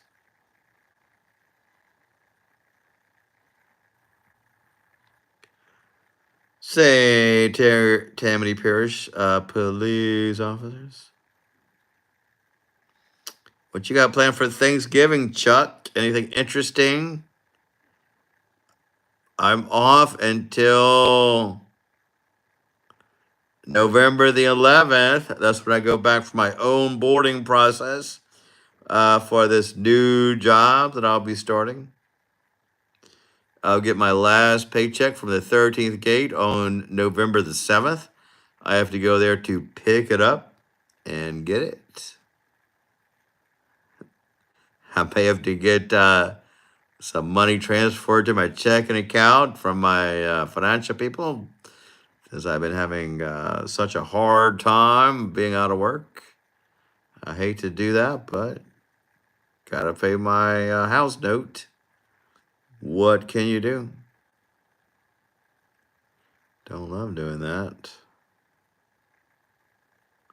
It's been a very rough couple of months. Glad to get a new job at another plantation.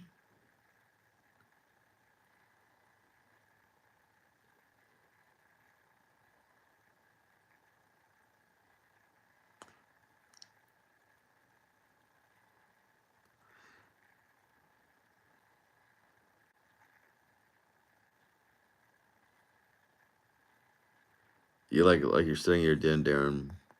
No, I'm not. This room. So my bedroom is to the left. I have my bathroom that way, and then my third room. This room, I live in an older house. It was built in the 30s. And the weird thing about older houses, all the rooms are connected to each other. We don't really have a hall. So all the rooms, there's a door leading to every single room. We got a middle room, and it's different. This is actually a my bedroom. I got a little bedroom there. And so I use this room as a dressing room. This is my dressing room. And I have a desk here that I got from my father from his business. This isn't even my office. I'm not in my office because it's too messy. This is kind of a middle room separating it's connected to my bedroom. So my bedroom and this room are connected just by a door. So I call this my dressing room because I'm fancy. This is where I dress. And I have a long mirror here. I have a comfortable chair there that I got from a little sitting area there. So it's not really a den. It's sort of I call it a dressing room, but it's more of a sitting room. You know what a sitting room is? I know. You look at Tiffany says, brother's house in Folsom, Alabama. I'm using it. Normally in a hotel room. Oh, where are you, Chuck? You're not in town anymore? Yeah, there's a little sitting room, a little chair in here, got a little desk in here. I can do book work. I can I use this room mostly to change clothes in, to tell you the truth. I have a closet here. It's got some of my stuff in it. It's not my bedroom closet, and I have the full-length mirror here. And I can check my look before I leave the house. So I don't know what you call this kind of room. It's a sitting room. I call it my dressing room. But it's a sitting room. It's an extension of my bedroom.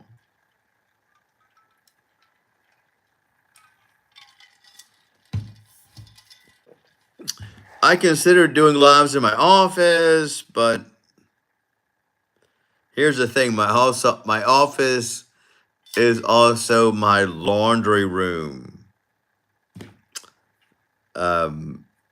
It sounds tacky, but it's not. It's just the way my house is. It's a sunken little room.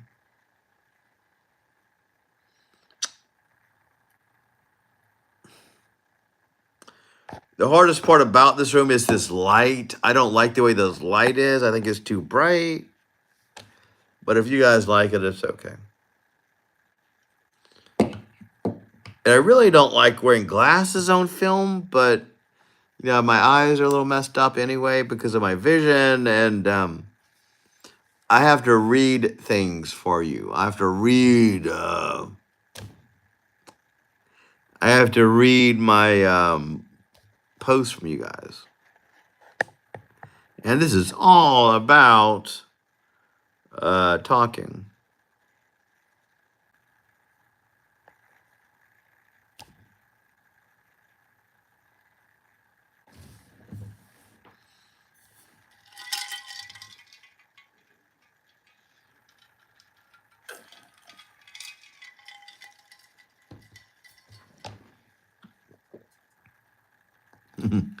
Yeah, it attracts the dragon. This chair is. I don't love this chair I'm on right now. Uh, this chair is from my dad's office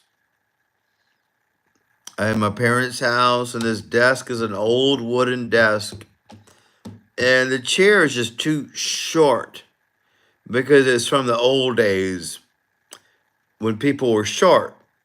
The desk is an older desk, but it's higher. I wish I was higher for you guys, but for the lives, it works pretty well. You guys like it? Well, I don't want to attract dragons. Let's change the color to blue. Maybe blue won't be as bad. Blue's gonna be fine.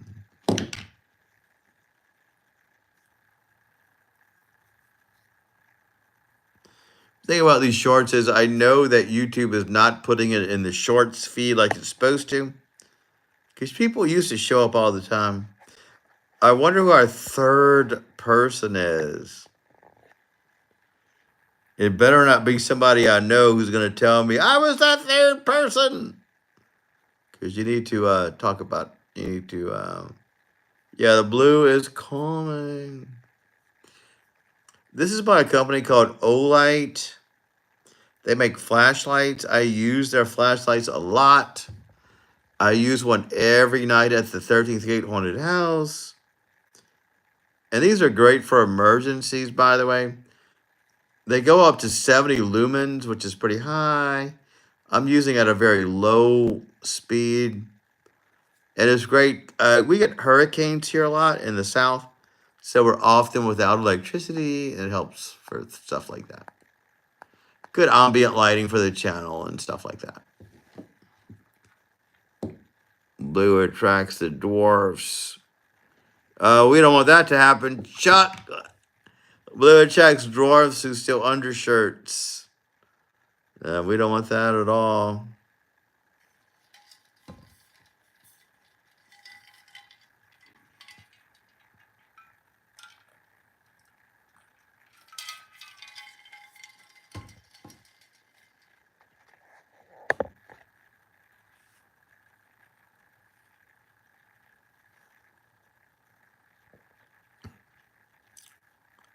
Nice calming blue. LOL.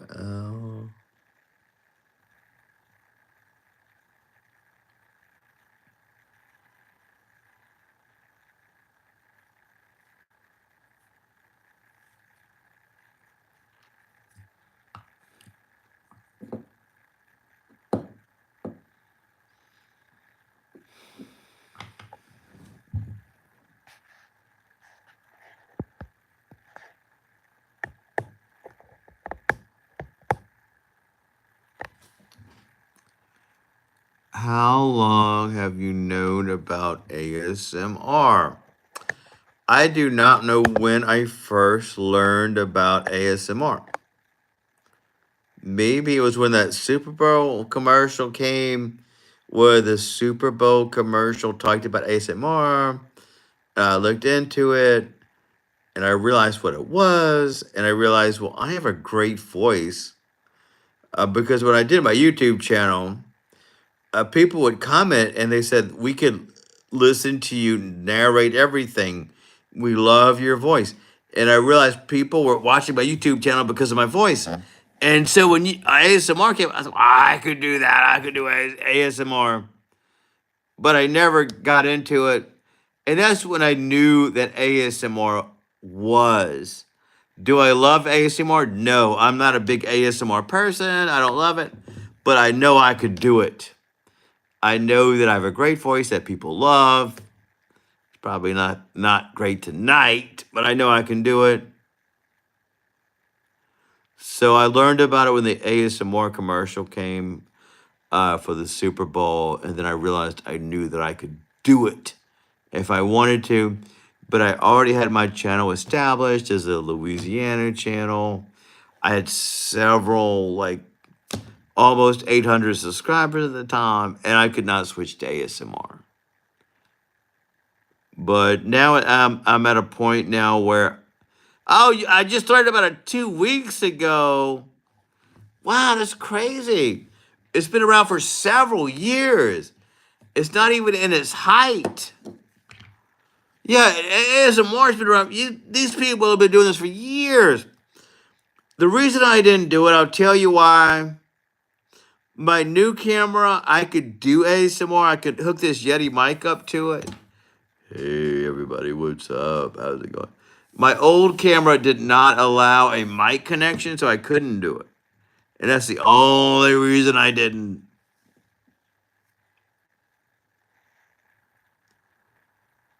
I'm getting addicted to it. Good, I'll do it ASMR for you. You're one of my biggest fans. I'll do it for you. I hate the ones that eat Pop Rocks. Yeah, I like the audio. I like when people talk. So here's something. I don't know if I tell you about this. I have a visual impairment, by the way. I was born with cataracts on both eyes, so I don't have lenses on either eye. It's a long story. So I'm very audibly stimulated by things. I rely on my audio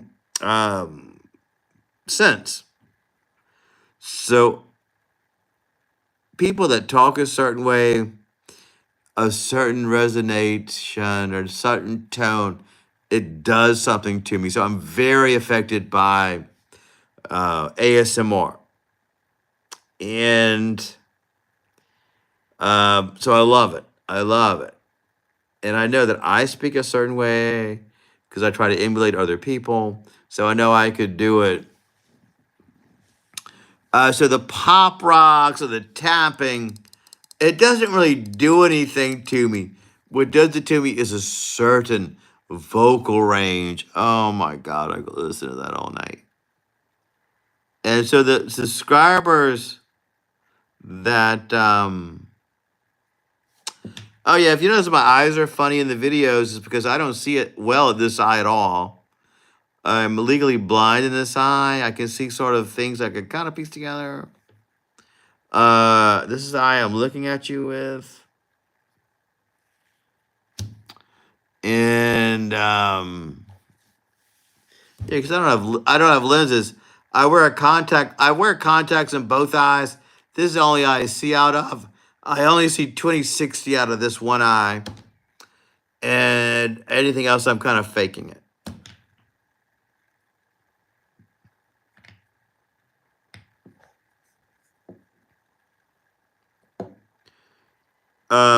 When I worked in the film industry, I heard more about it as more because I had to look certain ways and stuff. But I don't hear more about it any other thing.